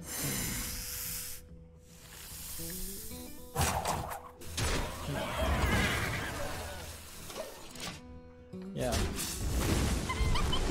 I'm really not gonna be sold on a first-person shooter game as it is. Just any random general first-person shooter. It has such a hill to climb. There's been so many good ones out there. Why would I want to play a random one that doesn't look particularly special? TechRaptor has an article. The Sinnoh, S-I-N-N-O-H region Pokemon are coming to Pokemon Go. For anybody playing Pokemon Go, I'm sure that's of some small interest. So we are now 3 hours into streaming, and I normally would have had all the quests done, and I'm so struggling. So struggling. Let's see.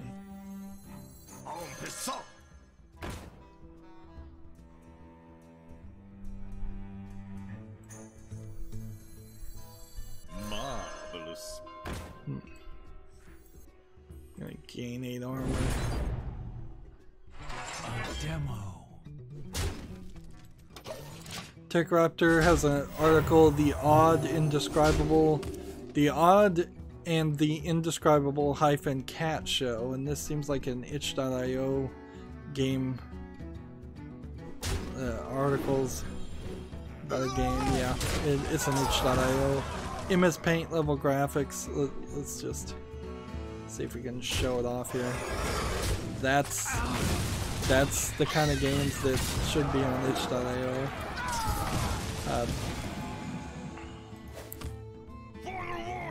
Let's see if we can do this. Hearthstone tweeted, Hollow's End is nearly upon us. Find out what spooky surprises await you in the tavern from October 17th and October 31st. And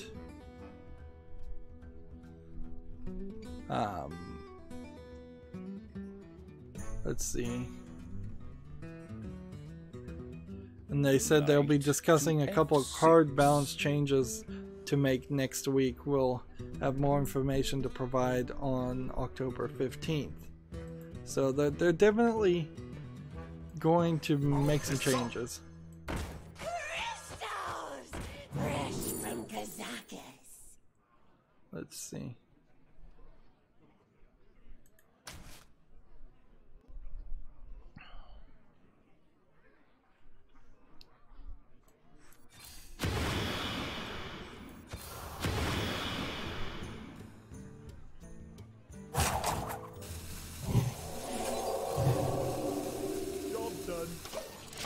So Hearthstone says, Hallow's End is nearly upon us.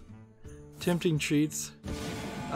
Just for logging in between October 17th and October 31st, 10 p.m. Pacific Daylight Time, you'll get a free Golden Witch's Cauldron and arena ticket. So I guess we'll play an arena. I think we probably already knew this information. You can experience dual class arena with an additional twist where you're playing as a witch character that looks like a mage and also has some other characters attack styles like the warlock, warrior, and priest.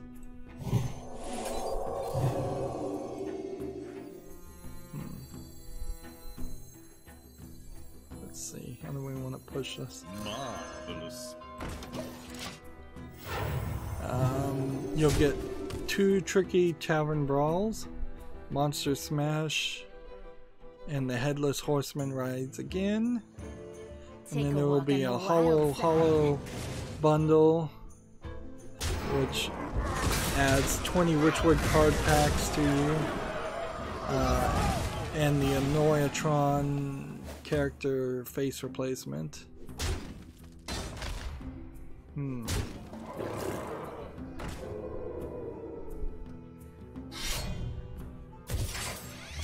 If you have if you have an arena run in progress when Hallow's End begins October 17th, then it will be retired and you'll receive a free normal reward for the number of wins you've achieved and a free arena ticket in the hours before. So basically, if you haven't finished an arena run, which potentially could be me, but I doubt it, you're going to get kicked out and have to start over from the beginning, but they'll give you a free extra arena ticket. It seems like that's what they're saying, at least. GameIndustry.biz has an article. Advance acquires majority stake in Newzoo, the media company, to make a significant investment in Newzoo to help expand its visibility, U.S. presence. So the media and communication companies Advance, who I've never heard of, now has taken a majority stake in the esports analytics firm Newzoo, who I haven't heard of. So this is too inside baseball for me, but the story is there if you want to read it.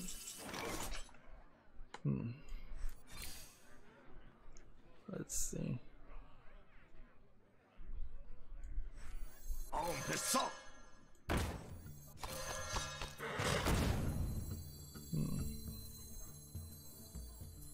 Marvelous. Let's see. Can only kill a minion.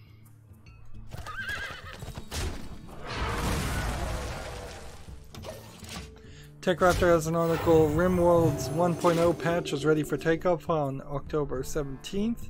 So if you're still in the RimWorld, I guess it's coming out of beta, for better or worse. I'm not sure too many people really are into RimWorld still, as a Minecraft clone in a 2D perspective. Let's see. Gamatsu has an article. Sengoku Canon for Nintendo Switch announced. This looks like an eShop visual novel that's probably not coming to the West. Let's see. No, it's not a visual novel according to the tag. Sengoku Canon was the first console original entry in the arcade game series that consists of Sengoku Ace and Sengoku Blade. It launched as a... Well, no. Engaging TC-130 mental dislocator. Let's see.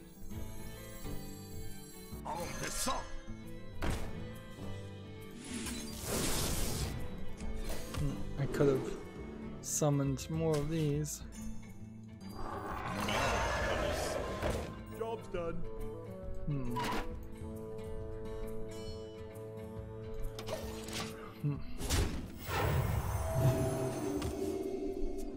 Let's see.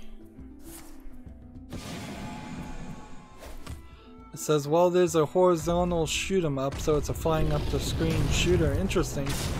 By the thumbnail I am seeing, this does not look like a horizontal shoot 'em up to me. There's a girl that I won't show, just in fear of being demonetized, but that is showing quite a bit of cleavage in this game. Let's see, 6 playable characters, 3 difficulty settings, 5 stages. Interesting game I've never heard of. It's one of those Japanese only experiences that somehow played warrior cards while playing the paladin. Let's try the priest. We've got a game on Steam called Blocky Snake, which is another 3D version of Snake. At least in this instance, the animation and the perspective makes some sense. The previous one was in VR and you couldn't even see from a top-down view. This kind of works, and it adds something more to it because you're in an environment. It's a very blocky Roblox style of like low polygon animation, but it feels like it kind of is doing something different from the Snake. The idea of a Snake game, which is a pretty simplistic idea. It's a free-to-play game too, so this oddly is probably one of the best games that has come out since last stream. Here's a free-to-play game that, unless it has some microtransactions or something in it, is selling itself at the right value for the right reasons. If this developer came out with a game that wasn't free-to-play and cost money as their next project, I would be willing to consider that they did right by the consumer with releasing this very simplistic experience. I have to come over here and play a little bit. That being said, it's a free game, so I don't put free games on the wishlist.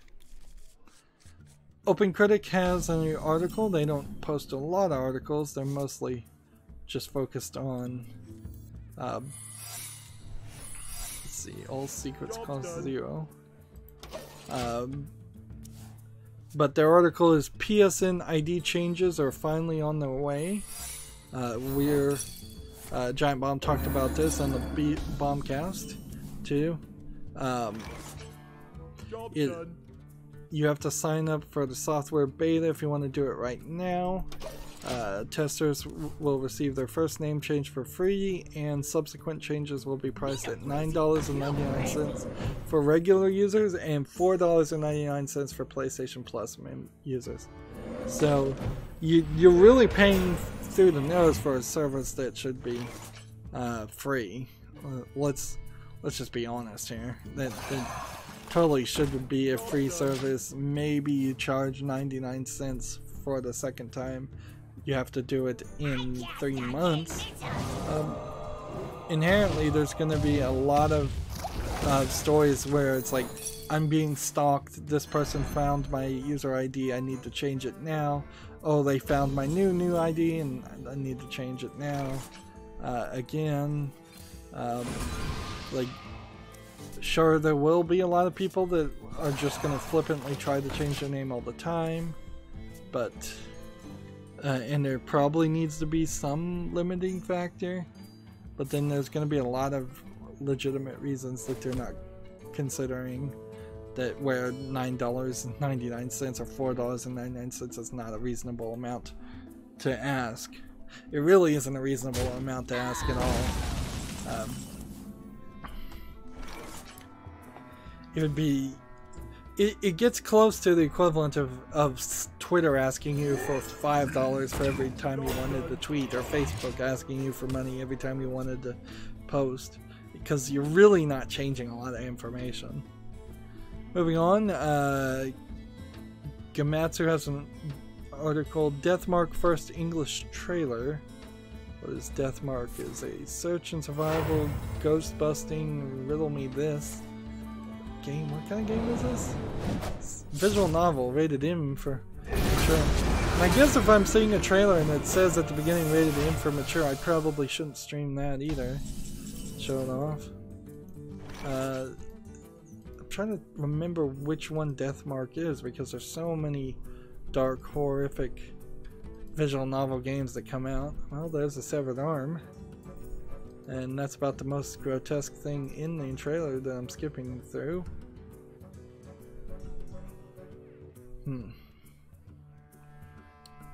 Yep. I still have no idea what Deathmark is, but I know it's a visual novel. It's coming to the PS4, Switch, PS Vita on October 31st in North America. Was that PC? No, no PC release, so I'll probably never play it. Let's see. I'm still not really getting any progress with the growing news.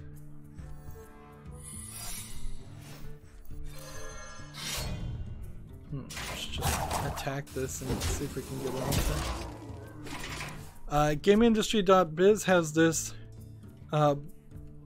article that I haven't heard a lot about it, so it must be either pretty new or for some reason the mainstream video game media decided not to push this their previous ideas of you know, all video gamers, particularly esports video gamers, are toxic and horrible people and need not to be in any career path at all ever. But getting away from that opinion, the story is Jagex investigates streamer following allegations of abusive behavior. Ali, quote, gross gore, end quote, Larson accused of sexual harassment, verbal abuse, and physical violence during RuneFest 2018. I've never heard of this person, but I really don't know a lot of the popular YouTubers and Twitch streamers.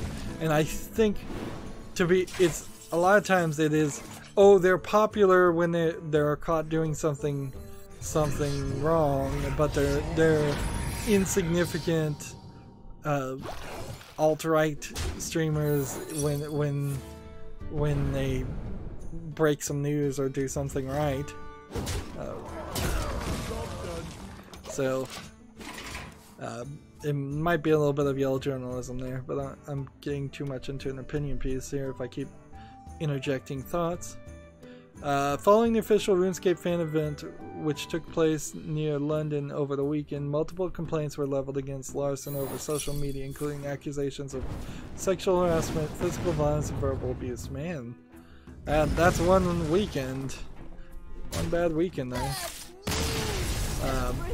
A RuneScape YouTuber known as Skidler released a statement addressing the event. Skidler's statement includes comments Larson's reportedly made to women at the event and an account of a physical altercation which occurred after he was confronted Larson over his behavior. So the person putting out the statement was the person that got in the fight with the person. Yeah.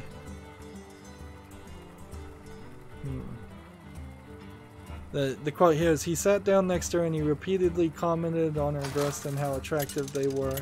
She made it clear to gross gore that she was uncomfortable. However, he continued not only making comments but fetched multiple people whom he was with to validate his opinion on her breasts. Rachel approached me shortly and after, distraught, and left the hotel. This is a Polygon article, so whatever. You know, the update to the story from GameIndustry.biz, what is it? Says Jagex has issued the further statement to GameIndustry.biz. Quote, with almost 2,000 people attending RuneFest this year, we thank everyone for making a very special event in the RuneScape calendar. However, after RuneFest had finished, we were made aware of allegations concerning a small number of content creators. While the alleged incidents, and see, they seem to mention multiple content creators where the story seems to really only revolve around one. While the alleged incidences did not take place at the RuneFest venue or within its opening hours, the safety and well-being of those in and around our events is paramount important to us. We have reviewed the allegations and found that the content creators concerned did breach our code of conduct. We do not tolerate inappropriate or offensive behavior in any way, and while we had a limited working relationship with some of the individuals, we will not be working with them or inviting them to future events going forward. And that's a pretty good response, I think, from RuneScape to say, hey, we're not, like, none of this is our fault. We're not going to get in the middle of this. We're just going to try and stay out of this and see where the chips may fall. Quote, as we look towards 2019, we will strive to keep future RuneFests and all Jagex events safe spaces where attendees can continue to enjoy the inclusiveness and positivity that comes from being part of the RuneScape community. There is an opposite argument here, too, to support this, where if you are a streamer or famous person at all, a celebrity, and you're going to an event, you're doing your job, and you really do need to be professional, probably at all times. Like, if you were doing a regular job where you weren't even a celebrity, nobody knew who you were, but you were going to a convention, and after hours at that convention you got drunk at the bar and made a fool of yourself, you're still probably going to be in trouble with work, if not fired. So when you are getting paid or working and going to an event, 100% of that time is you should be working and you should be professional. Like, this is not the time to hit on people or be unprofessional in any way. On the other hand, it does seem like also this was an SJW that was pushing or being rude to somebody who was probably not in the mindset that he was being offensive. He was probably drunk, hitting on a girl, thinking that's, or at least thinking that's what he was doing, and trying to be nice and general, not to excuse his behavior, but if you're doing something bad, if you're half drunk, and then somebody confronts you, that's causing more conflict, and that is certainly not the time to confront somebody. Had this been dealt with differently and not been escalated to what seems to be a full-on fight, I imagine the streamer might have, after a couple days, realized that his actions were inappropriate and he apologized himself. Not that apologizing in the United States nowadays means anything.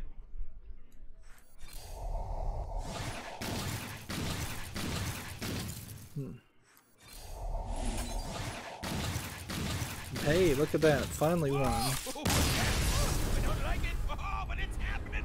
Let's see.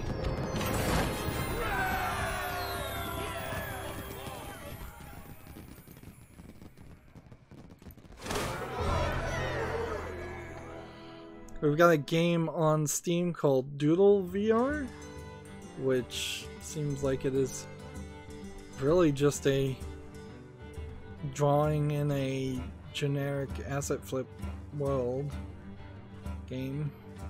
See, the problem with something like this is I guess they made a bit of a game around it where you have to draw what's on the card in 3D. Slightly interesting idea. See how much it is. 15% off for $8.49. If you had VR, that's not too expensive. It's a slightly cool idea. It's not great quality, great polish on it. It's from a developer who's never done a VR game before. Looks kind of like it's a cell phone interface type game.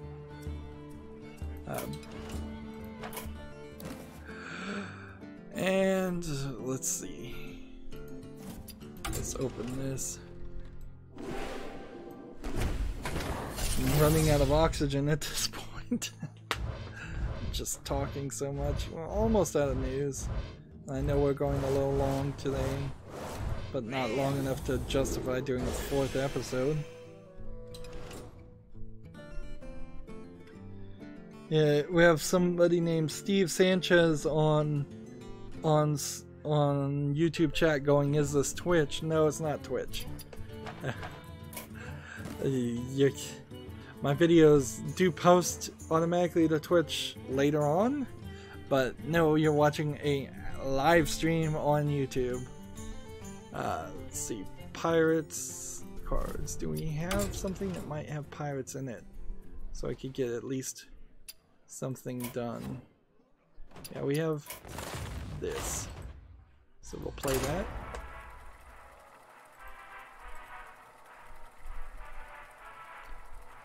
Let's see.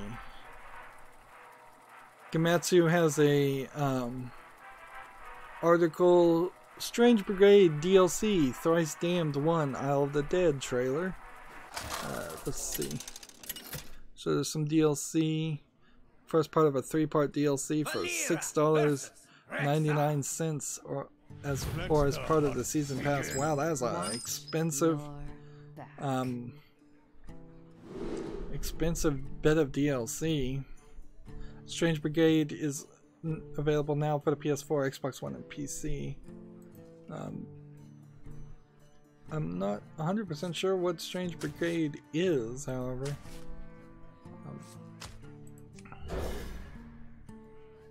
Says it's a shooter. Oh yeah, is Strange Brigade the one where it was teams of 4? Yeah, I think it was. Strange Brigade is this weird game that came out a couple weeks ago, and it looks slightly interesting but a little too expensive. It was kind of like the movie The Mummy. Teams of 4 going through mummy pyramids and other places similar to that. And yeah, the DLC sounds a little too expensive too. Everything about it seems a little too expensive. Alright, let's play pirates. That's all I'm doing right now. If I can get a victory, that's great.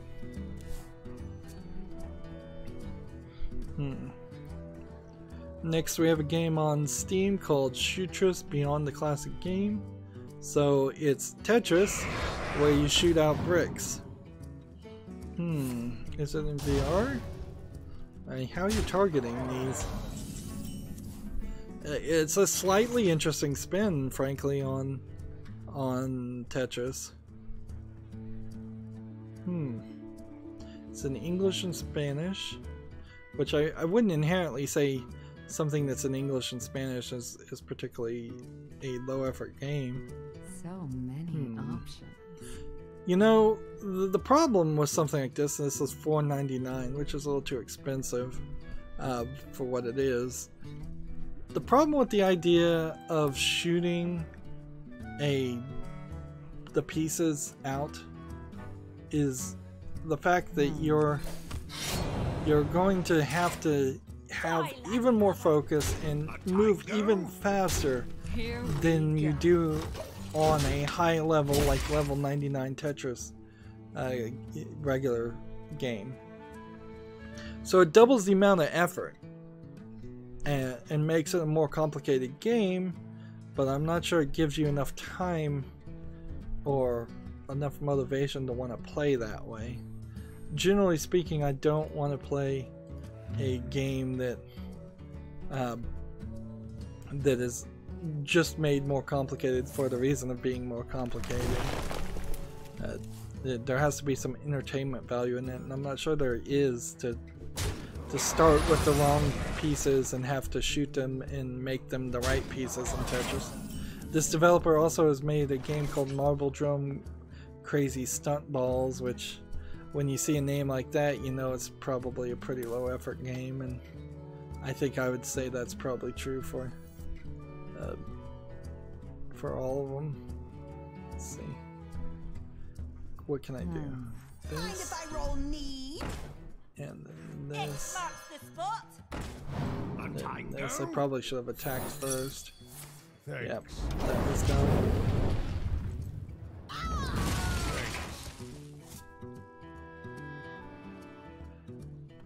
Next we have a game on Steam called Rogue Bit.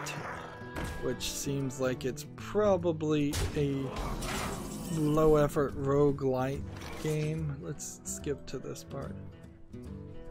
Yeah, it looks like it's probably trying to tell a story and have you play a game and maybe do a programming function. Is this all programming over here? Yeah, it says education, programming, simulation. And this is just too ugly, frankly. Just too ugly a game to really make me want to play it. And I haven't said that in a while. $4.99 for Rogue Bit. But I wonder. yeah. We really haven't run into some terribly ugly games for at least a month, I would say. Blood and plunder. Watch, this is going to be explosive trap too. Here we go.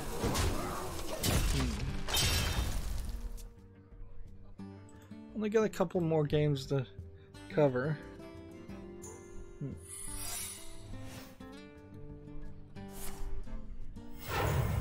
Let's see. Steve Sanchez came on and goes, "Hello, it looks like Twitch, right?" Question mark. It's like, no, it's YouTube. You're on YouTube. Gosh. Figure that out. Not streaming to my Twitch channel. Nobody even knows my Twitch channel's address. Really. Because I don't really promote it.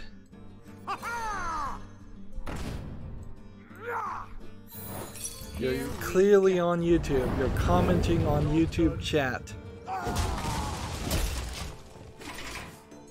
You clearly need to figure out what Twitch is and what YouTube is because you don't clearly understand it. Said clearly too many times in that sentence. Next we have a game on Steam called Dark Nebula VR, which looks like a VR arena first-person shooter kind of low-effort game. And the graphics look alright for what little graphics there are. Like, at least they're going with quality over quantity, but generally speaking you need to do both. Let's see, this game requires VR, it's 15% off for $6.79. Because the standard of quality for VR is so much lower, Dark Nebula VR actually probably, I would say, is something you might consider. It's not an immediate reject, but I am going to reject it just because it would at best be a mediocre VR game. If you're desperate for a new VR game, it's something you might play, but it's not going to be one of the best and best. Gamer Sutra has a video article how studios can set up accessibility-centric spaces. This is for people with disability, I would assume. I'm not... I guess you do need probably an accessibility lab in your company if your company is big enough to be able to consider accessibility for people with disabilities that still can play games. I still feel like a lot of people's disabilities are so unique to only them and no one else that you can only really meet people halfway there, because what works for one may very well only work for that one person. Let's see. Next we have a game on Steam called Crazy Washing Machine. Clearly this is a low effort asset flip garbage game. I don't think this one's VR though. 8 achievements, 40% for $1.19. Yep, just a regular low effort asset flip, not a VR one. There we go, we played 6 pirates. Okay. Well, it's been a horrible day for me. and I really do want to just take a break, so I don't think we're going to do a silent post show. I may very well just play without anybody watching, go back to the America's account to get at least one daily quest done. It looks like we're going to have a long Friday of just quests to do. I have a couple of bits of news here. Pixel Toys embraces games as a service with Warhammer Realm War. This is a GameIndustry.biz article. So there's going to be a Warhammer Realm War free-to-play games as service game that's coming out. If you're interested in that, I doubt many people will be. And we already talked about the souped-up version of Legend of Zelda out now for the Switch Nintendo Online service, which is weird. We already talked about that. So then that just brings me to the Humble Bundle store. Let's see. Let's see if there's anything worth mentioning here. Nope, no new game bundles. The most recent games bundle was the overwhelmingly positive bundle, which I purchased already. And one can assume that there's not been any amazingly important new news. Let's see.